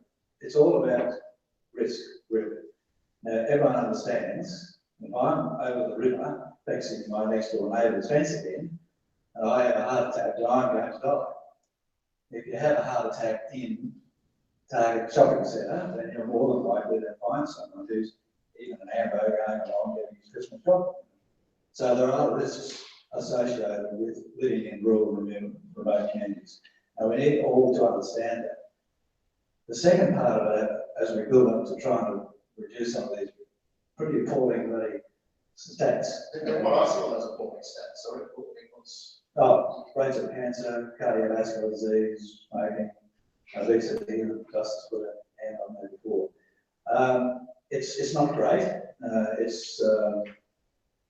think it's not endemic, but I mean, it's just, we can't really put it in and again. But I'll get to that shortly if I can, right? Look, it's about value again, and it's no different to valuing community. A community that values itself values its people, and it's nothing complicated than about valuing your youth. You don't actually have to let them do something; they actually do it because they value it. They feel part of the community, and they don't feel inhibited by any grown-ups like myself at 57 years old. Actually, do it, so they have this sense of value by their community and permission. Rather than having to go up against a bunch of oldies like myself and say, well, he just makes a turn and come on. We don't actually value our health too well. Anyone on a drafting gate in a caveat gets their leg chopped off. I mean, they're not going to let go of that draft until the drafting's finished, and they'll grab their leg and they'll go to the hospital. I mean, it's appalling. It's an appalling testosterone-driven society. It doesn't allow us to actually involve ourselves in the health system in a voluntary sense. You have to be dragged, kicking and screaming through an emergency department door. So this is what we're dealing with. We're still developing mature partnerships. Micro is very mature. Northwest HHS is less than, but we're developing partnerships in place that actually give us better health right across the region. But everyone has to be part of it. You have to get on the backside, get off the couch, get away from TV, get out of the patio, get yourself seen. Otherwise, if you're Indigenous, you're going to die at 44 or 55, sorry. And if you're not Indigenous, you're going to die at 66 at this point in time. That's the statistics. Primary producers are the worst offenders of all. They still don't. Savannah's done a study into all the motorbike rollovers, and the accident rate of them Australia-wide, and especially in Queensland, is appalling. But we still, you lose your hat and you're still chasing the heifer across the flat, and you're not going to live on the throttle because she's going to get away. But then you go over, and you're either, spinal injury for the rest of your life and or worse. So, these are the issues because it's a very, very harsh region to be delivering a health service in because it's demographically challenged, it's geographically challenged, it's got some pretty bad health outcomes at the moment, and it's costly to deliver services. Now in Brisbane, one street, my chief executive at the moment lives in Bulimba, he's at 17 GPs in his street. Take your pick. We've got one in Normanton, we've got one in Mornington, Gidgey's got one in Normanton, and so is Northwest Remote Health. So you go. So you have to go into it rather than it's less of a smorgasbord type approach. So how do we actually build a service around the patient is what we actually have to do, which is really challenging in a geographically challenged area. How do we reach the people who don't even want to know about health? How do we reach our Indigenous people who are less than engaged in health than anyone else? How do we actually explain health? What's a paediatrician do? I was up at Mornington Island the other day, and they said the podiatrist is coming to town, I'm going to get my tooth fixed. And I'm thinking, well, you're not going to get the tooth fixed with a podiatrist. So with the health literacy stuff is excluding people from the system, and we're not, at this point in time, we're still struggling to build a system that actually services the region. Thanks for that, Paul. I'd like to go to Georgina next, and Paul's colourfully outlined the cultural challenges of delivering a health service in this region. he was talking about sort of citing some physical examples, but let's look at the mental health situation as well. Is that the challenge you're up against, reaching out to people and saying, you're not okay, you need some help? Is that the challenge for you? Yeah, definitely. So I guess it can sort of be broken down into a few different things in terms of, again, going back to that education and awareness about knowing if someone isn't travelling okay and knowing who to talk to if you do want a bit more information or advice, or obviously the medical intervention there. So I guess looking obviously at spreading the word almost, knowing what the options are to begin with, and then delivering that help and those medical interventions. I think Chris and Paul have both highlighted there's a real variety of ways we can sort of talk to people. So face-to-face, telehealth, Skype, e-health, but again, we've got to be mindful obviously of communication, internet access and things like that. But I think it is very similar in terms of spreading the word, knowing who to talk to, knowing where you can get that help, and then also empowering the individual to take that first step to access that, because that can often be a pretty daunting task. The key word there, I think, in empowering it, it leads to my last question on this before we take questions from the floor. What can communities do? What role can they play to improve their health? We can't leave it all up to the four Woodhouses of the world, and Chris Mitchell's and the Georgina Woods, and all the other experts in the space. At the end of the day, it comes back to the communities that live there about taking some ownership over their health and their lives. What are some practical things that communities do to do that, and also to keep their hospitals open, keep their maternity units open? I know it's a big area, but I'd really like your thoughts on that. Well, I think probably the whole panel's actually really highlighted sort of the power of the individual, but then also the ability for people to come together, and that's people of all ages there. So I know I've said it a lot, but it really does come down to that, having a conversation, talking to people, creating awareness, giving education, and I guess from a service delivery perspective, we've obviously got a responsibility to let people know what it is we can actually offer, or is it another service that can meet that client's needs in particular. So focusing in on the individual, but then also acknowledging the needs of the community too. Chris, anything to add to that? Yeah, there's a particular thing that can happen, there's a couple of things here, so I'll go repeat that. From a community point of view, the welcoming of the health workforce, first when they come into town, is seen as a really key strategy and indicator or factor to the retention of the person. Really simple stuff. So that's to do with who the employer is, but also the neighbour and other people who know. I know there's some communities that have welcome functions once a year. All the new folks in town are invited, but their neighbour has to take them, or they're allocated to someone to take them. That's particularly important. The other one is access to students. So I know Sabine and others have this already, but to encourage and make sure that when a student comes to town, that there's someone else other than the health workforce person they're dealing with. There's a community emphasis to see what's going on in the farm, local industries are very important for the health worker. So embrace your local health worker. Yeah, yes, and any teacher in the others, right? Yes, of course, teaching, we were covering that teaching very important. And the other one is, as Paul did, the size there, step back from the table and use a smaller plate. Paul, last comment before we go to the floor. Well, thank you, Brad. First time being called an expert, by the way. And we have to work out how to deliver services that suit each community. Otherwise, we're just going to be guilty of a Brisbane-based approach as an hours-based approach. So let's make them fit the communities, and they will all be different. I mean, for example, Georgie, the hell of a load trying to introduce mental health services into Western Queensland over the last 4 years of drought. I mean, the psychiatrist comes to town, and the mental health worker in town, everyone's invited in. Unless they're behind the shrub, and you've got to sort of sneaking around the city. You don't want anyone to see you to see anyone see you going to see them. So they have to break down that language in a local sense. Other things that councils can do is a soft infrastructure. A lot of councils are very proactive in supporting triathlon groups, ISORATs, Urban Dust Triathlon, name a few. Healthy activities, and they build the cycle paths, the cycle and walking tracks, and that sort of stuff. It's soft infrastructure that really underpins health. I want health to permeate and just descend on this region like a fog. Nobody can escape it.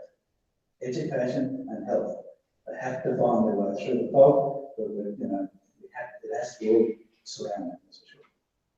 Thank you, Paul. So that concludes this part of the discussion. It's now over to you to ask your questions. I have one microphone. You need to get the microphones up there in the panel because the live stream is not picking it up if you're not using the microphone. So I'm going to run this microphone around. You will have to use mine, and then I'll have to get it back off you. So I'm happy to do that. Gives me a bit of exercise in the interest of healthy living. So I'm happy to run around with the microphone and hand that over to you. If you could just say your name before you ask your question, and where you're from, who you represent, and for the benefit of the journalists in the room who might be taking your question down, and then and direct your question to a particular panelist here, or you can direct your question to the panel as a whole. So I'm looking for a first take. There's a question in the room that you would like to ask. You please say your name and where you're from. Thanks, Brad. John Walters from Country Life on the Northwest Star. It's a very generic question just to open up the conversation forward as to anyone on the panel, involved in panelists. What is it that excites you about the future in your area of specialty?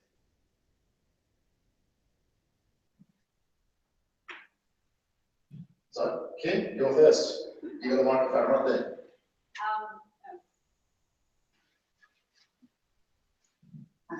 Thanks for the question. I think that one space that is really exciting at the moment, and Mr. McDonald certainly touched on the issue that we've been having with telecommunications in the bush.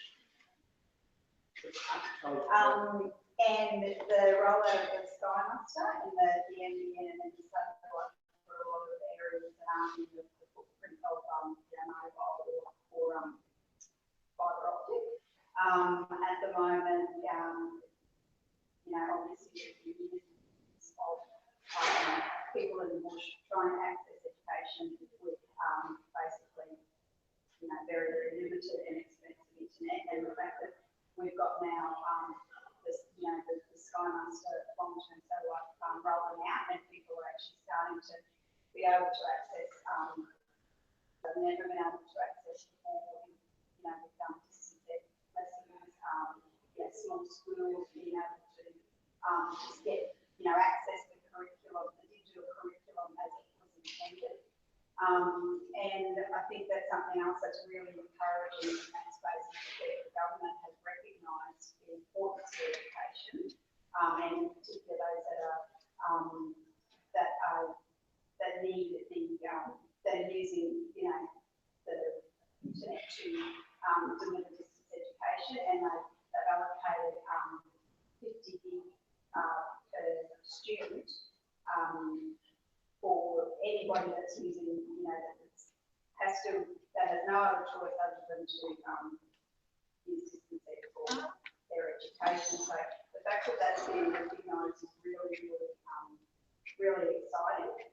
And it's also really important that we get the word out that education for is actually available. So it's really encouraging. I think that the data drought that has been so public in the last few years is starting to recede. So that's a really exciting thing for education. Paul, take on that from here. It's just the potential of everything, really.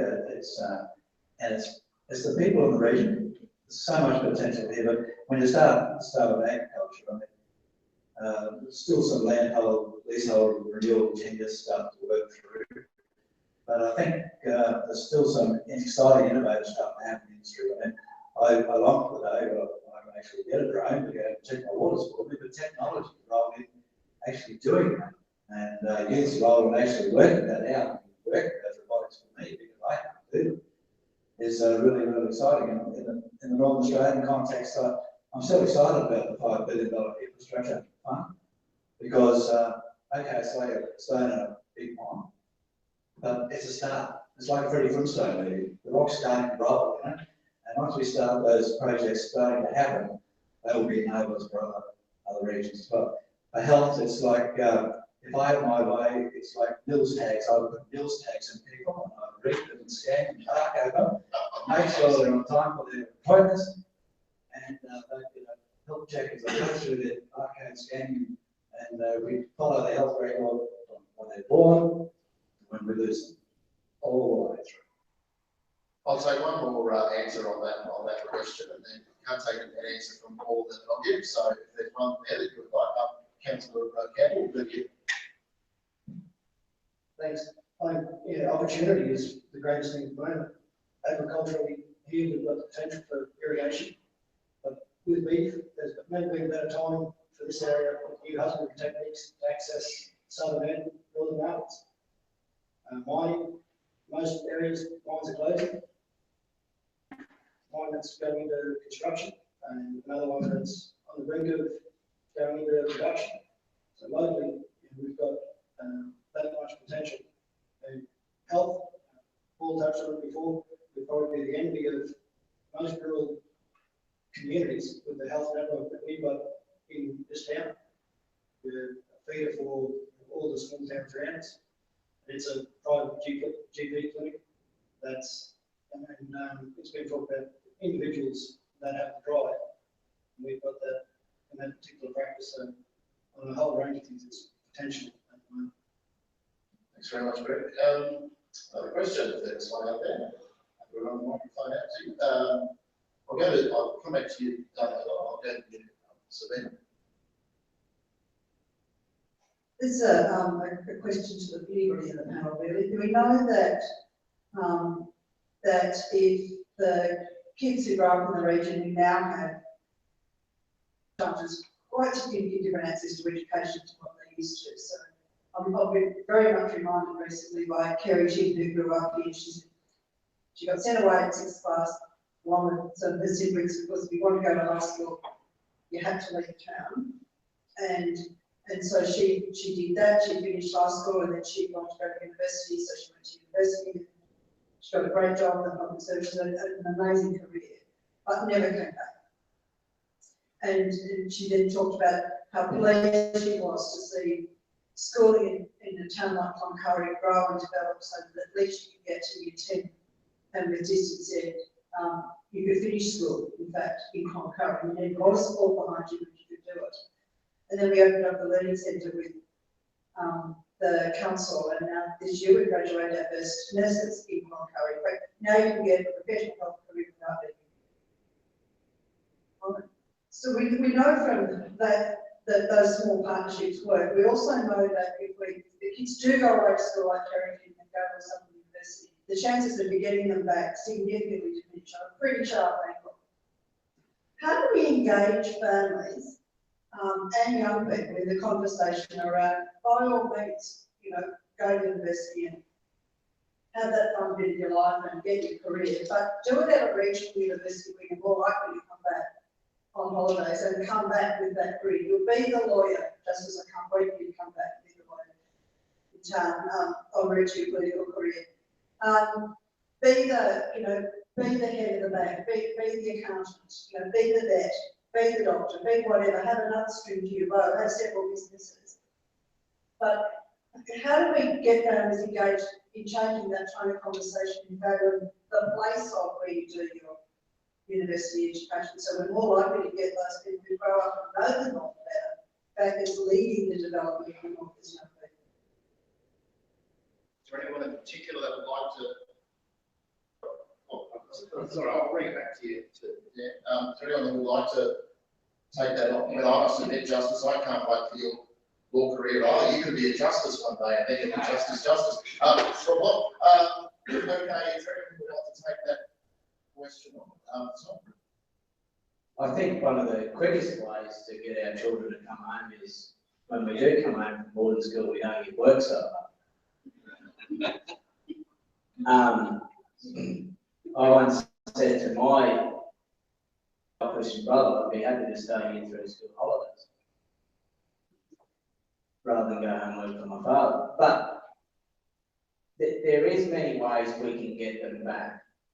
But I do believe it's the councils, I do believe it's the likes of elders and it's like that. But we must see the value in having that local knowledge in the positions that Trent holds. Because if we want, especially to back our communities, you know, what better than to have local knowledge? I.e., you know, elders in my position, one of the greatest assets is to have local knowledge. But I still challenge the communities not to put these barriers up.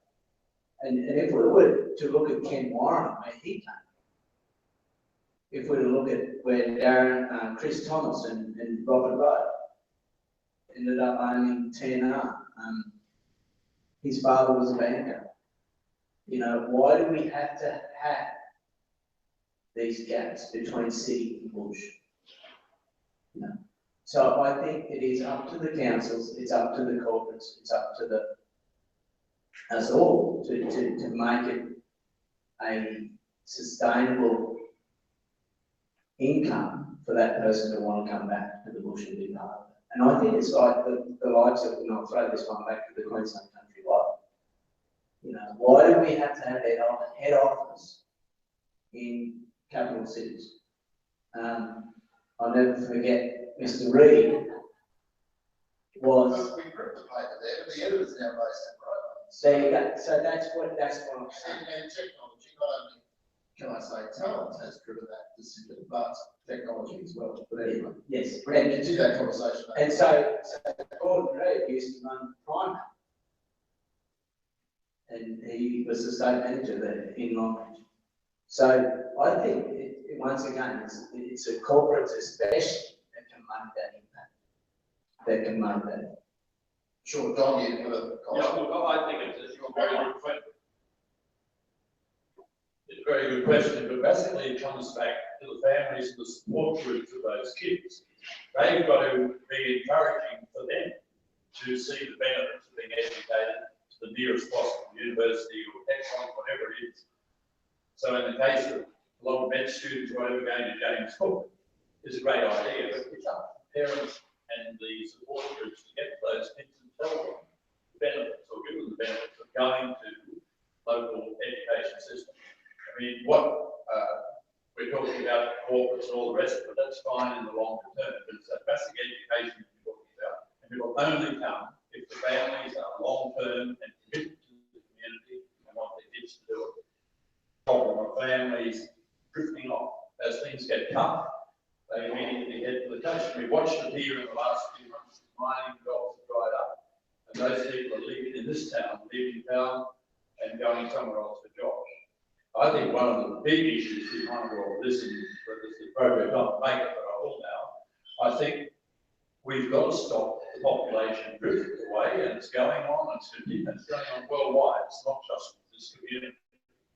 One of the big issues that people leave, or one of the big reasons people leave these communities to go elsewhere, is financial. And I firmly believe, and I've been on this one for years, that unless we give better tax concessions, we pay huge amounts of tax for living in these remote areas because we pay tax on freight, we pay tax on lots. And so to stop the people drifting away and leave those families staying in this town through good and bad times, we've got to give them much better tax incentives to stay here. And I've watched cities like Brasilia, where they started off an economic zone, which is now the most prosperous booming city over there, because they gave people good tax incentives to go there and work and open businesses. We don't do this in this country. We say, let them go, and they fill up Brisbane and Sydney and Melbourne, and we're not giving them that basic foundation for those families to encourage their kids to want to stay here, because the financial reward at the end of the day. Thank you very much. You would like to answer that question? Yes, and then I'm going to Justice, and then we're going to move on to another question. Yes, I'm a great fan of bonding. I mean, not between you and I, but one, we had all the bush towns had doctors because they wanted to the bush for a certain amount of time. I'm not a great fan of bonding. I'd rather, again, reprofile the region, rebrand the region, attract people out here. Everyone will be falling over themselves to be an employee of the North West Hospital and Health Service. Everyone will be falling over themselves to be a policeman in the North West Police District. have some great ideas and they want to be part of that new tourism collaboration. So I think as we're looking at, 54% of Australians will be 45 and over by 2025, then we're looking at a more tool. So how do we actually get that? I think we actually create those. So Northwest will be the cutting edge. Every health professional will want to work there because they can't work anywhere else to get the same experience. And they'll be leaders. So if you haven't worked in the Northwest, haven't worked anywhere in the world. I just want to reiterate what you just said. It's very true when you say that you need to stop making it or wanting people to go to rural towns. You need to encourage the fact that it is a good community, et cetera, et cetera. In my personal experience, new teachers, it's imperative, it's a must, you need to go to a rural town and have your experience there. That, in that sense, they feel like they're being made to do something they don't want to do. So the quality of the experience and teaching lessons, they suffer. So that's not very good. So you need to encourage the positivity about going to a rural town. And then again, touching on what Tom was saying about culture, you need to encourage the positive, emotion towards community, a sense of community, a sense of belonging. If you don't have that, you won't want to come back. You go to a city, and for me personally, when I'm in a city, I feel very segregated and very lonely because there's so many people, but not many people know each other. You walk down the street, they've got their earphones in, they're not talking to anyone. It is so busy, but so lonely all at the same time. So by encouraging at a young age in the home the positivity about being connected with people and having that support, that's probably the best way, the most effective way to get people to stay in the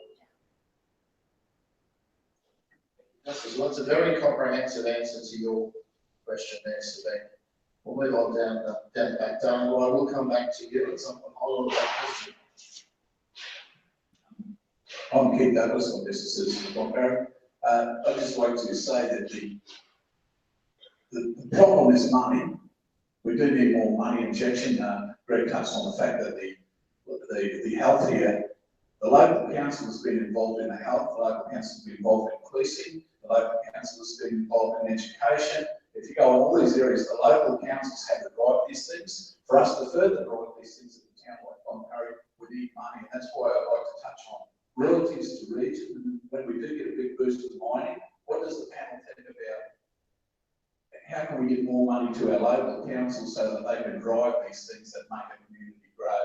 And how can that happen? How can we get that message to both Brisbane and Canberra? That's the question I'd like to ask.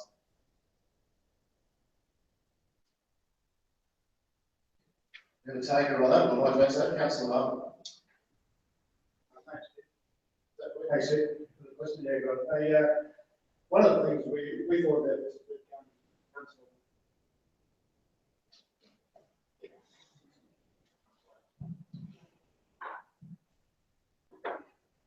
One of the things we thought about going in as a new council into our lives was about how we could attract funds to the community when we went out into a comfortable environment. Probably lower than there's no money being splashed around by federal and state governments. And I don't really achieve anything out of the Northeast region so far, by trying. So we've taken the view we need a dedicated army council to work on economic development for the city. And that's, that's so that we can get all our tax figures and basically get all that stuff together so that when we do go to the feds and to the state that they're going to look at high quality applications and they're going to, at least look at some sort of strike rate when we believe that's our view. So that's one thing that we're doing. I think that'll build on itself. We're going to spread that right across sport and recreation, right across community development, and even to the point of developing some other projects that the community needs to make a lot more livable. Dan Mitchell. Dan Mitchell, competition. John, just a question to you, just in the interest about the rail. We see the train go through Alice Springs to Darwin, the only place it stops is in Catherine. What, with the Connect, when I was a tenant, what chance is of pulling it up with a few K-wagons on a loaf of bread and your mail off, you know, going across there?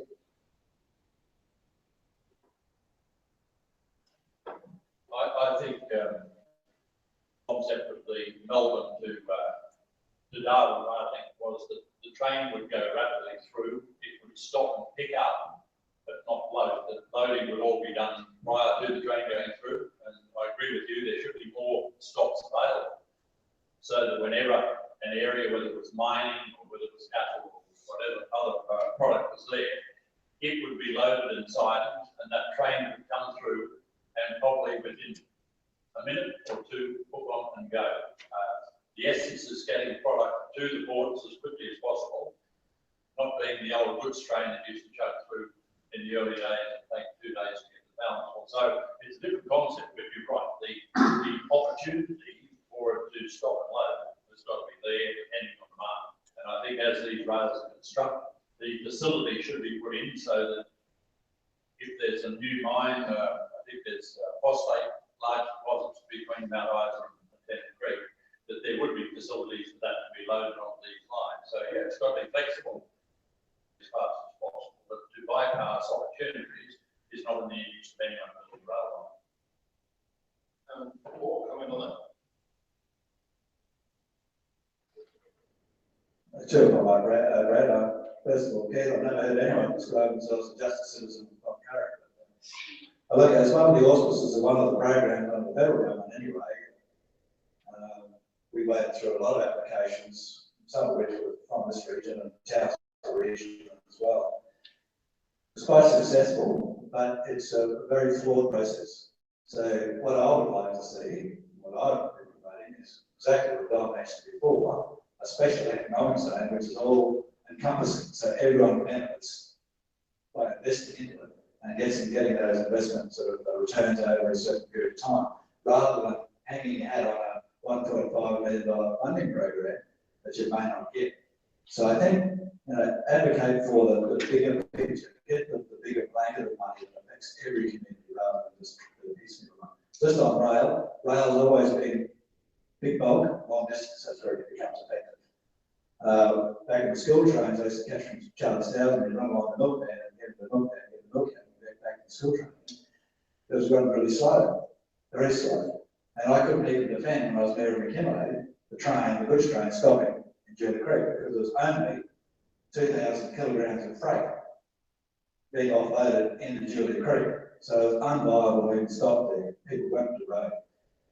Big bulk, intermodal, all the carriages are ready, and that's where it really works really well.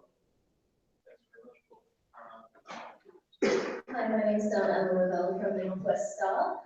This question is mostly for Georgie, Kim, and Justice. It is a mental health question, but it's also about isolated kids. So we're talking about people living in the Northwest. We have, unfortunately, high suicide rates up here.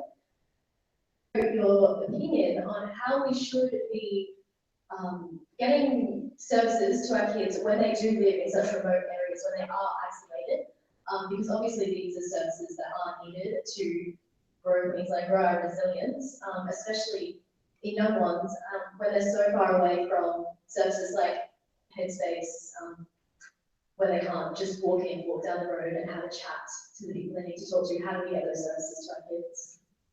Yeah, I think that's a really great question, and it is a pretty alarming statistic, that one there.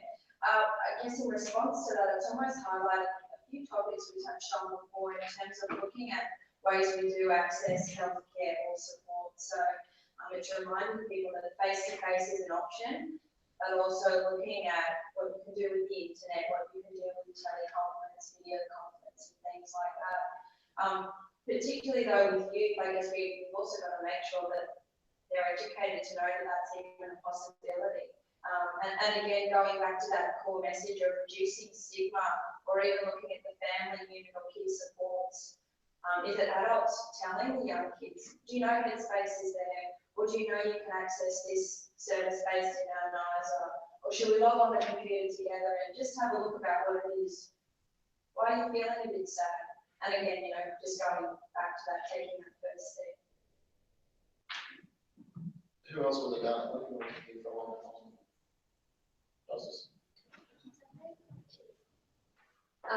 So for me, I'm very passionate about youth mental health and particularly the young Indigenous populace.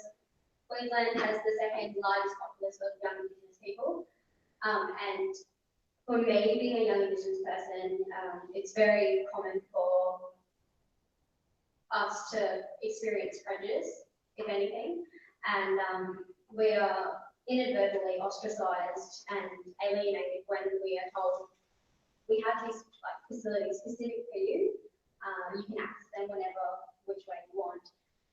There's that social arrogance towards that, whereas, oh, they're this, why do they get that, why can't I have that? So there needs to be an overall umbrella to enable anyone to go to it. There needs to be an encouragement of implementing action plans in not just official facilities, but in just basic home, basic school, basic hospital, like things that just aren't, if anything, especially when it comes to youth mental health, it's very stigmatized and it's not spoken about. There's social ignorance towards it, and there's no real approach and acceptance towards it. That's when the conversation comes into it. That's pretty the basic thing that you can do to encourage the approach and approach to helping the situation. Conversation at the home, at the school, just basic. Right, there's no good me replicating what Justice just said, but there is another element to this as well. I mean, 20 years ago, you weren't even allowed to, 30 years ago, you weren't even allowed to be buried in hallowed ground if you committed suicide. Now, the mental health issue is really coming to the fore now because people are talking more about it. So I just wonder whether that's resulting in higher diagnosis or people talking about it more or self-presenting more. I'm not too sure. But my fear is, as we go along this path, will suicide itself become acceptable? And I think that's a question for the region.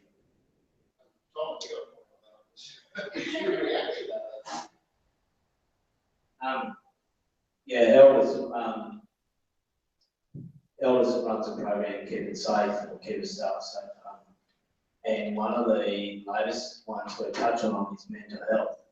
And I remember Darky Heineman, having a mental breakdown when he was in Winton, when the flock reduction took place. He was going out to people's places and everyone was shooting their sheep. It is amazing how much mental health is on people's lips.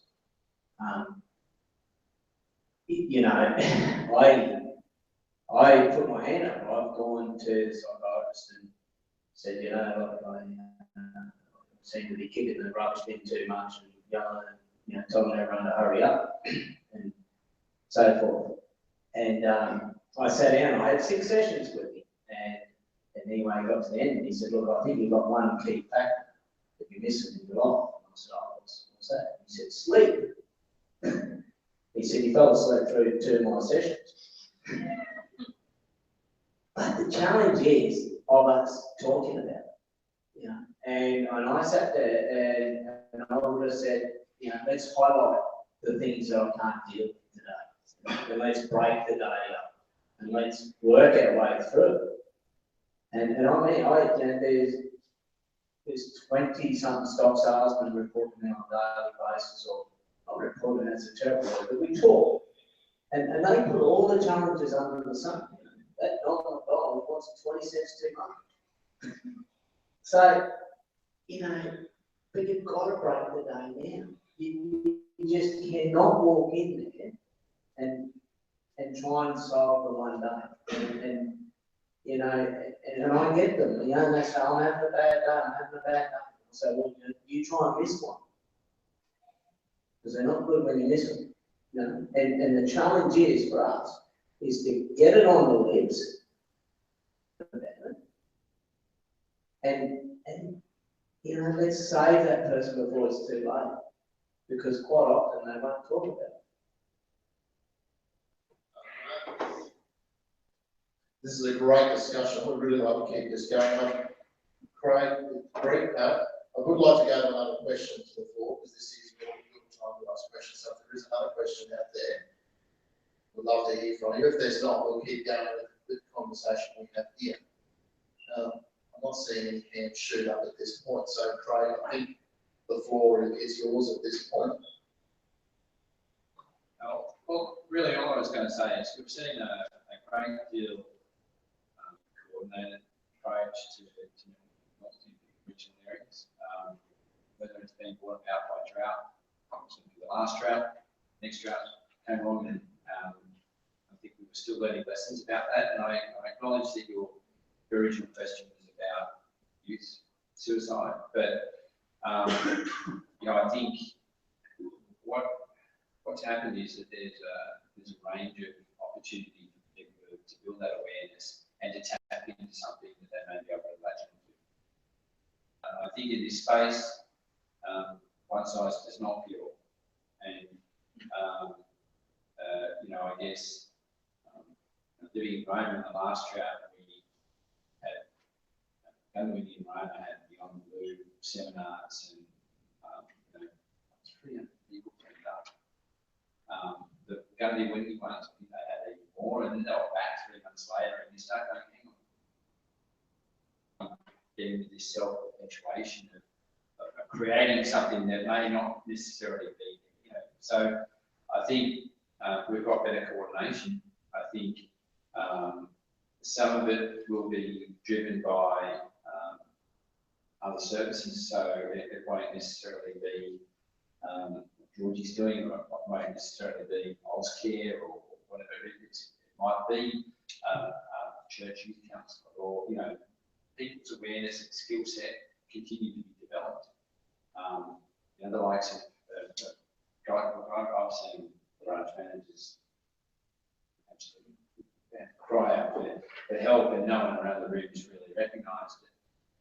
So now you've got a range of professions that understand the science, and they're not the experts to deal with it, but sometimes it's just the start of, are you okay?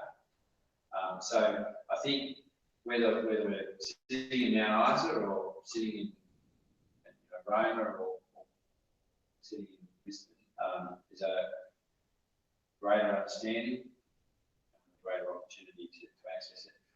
How you get them to tap into that, I acknowledge, is still a challenge, but I guess given the breadth of services available, and they all look a little bit different, is an opportunity. Paul, yeah, and Kim. Yeah, it's just a point in time to say that not all mental health issues result in suicide, or not all people with mental health issues think about suicide as well. So it's worth just clearing that space a bit too. And I've got epilepsy. I was diagnosed with it when I was on council, and someone told me that I used to go pale and then start talking rubbish. And I was on the game. I said, well, how do you actually pick it up? Because I always talk rubbish. So it's always, the mental health issues are broader, and you know, we just need to understand that the pastoral industry is going through some particular mental health issues, that the broader mental health spectrum is encompassing other issues as well. I'm no clinician, so I'm not going to get any further than that, but it's worth spreading. Just getting back to your question, is just about the youth, the mental health issues in youth and suicide. I think that one of the big problems is that kids are bored. There's not enough activity. There's not enough encouragement that they participate in that activity. And I think that, you know, if there was a way to cut that off at the pass, or we've got to the stage where there's mental health issues, I think that that's what we need to be looking at as a community. And also, I think the social media side of things has just gotten to a point where, as parents, we've got no idea what we're doing. And, you know, by the time your child is, you know, 11 and 12 years old, they're beyond what you can do on social media. And you know, I think that a lot of times that's where it starts, is that they need to be educated on things like cyberbullying, as parents and as a community, so that we are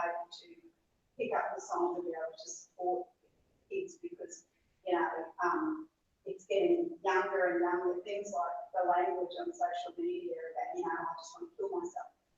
And I mean, that's totally true. And you know, 10, 11-year-olds spreading rumors about, you know, their sort of, the sexuality of, you know, other kids in their class. And, you know, it's stuff that we don't, you know, we don't even know that that's happening. And you know, unless we can get really in touch with what's going on in that social media space and really make sure that we know what privacy settings, we know our kids' password, and we know how to access the information that they're seeing and how to somehow manage that. I think that, you know, it's really going to get out of control because it's a huge problem in all schools and all communities, and it's exacerbated in rural communities. At that point, I'm going to wind it up because we've already gone through about 15 minutes over schedule. We finished about 5:45, so we've gone through to 6 o'clock. But I think we all agree that the conversation has been engrossing today. So I would like to thank you all for participating in that. So look, where to next for Grow Queensland? Well, we moved to Charters Towers on June 16th. We moved to Emerald on July 7th. And then we're in Blackpool on August 11th. So we're keeping Grow Queensland in the central and northern parts of Queensland. The Grow Queensland concept has not been made possible without the support of our principal partners. I'd like to thank them today, Rabobank, Elders, Queensland Agriculture and Training Colleges, Suzuki and Case IH. There are many more supporting partners getting behind this project.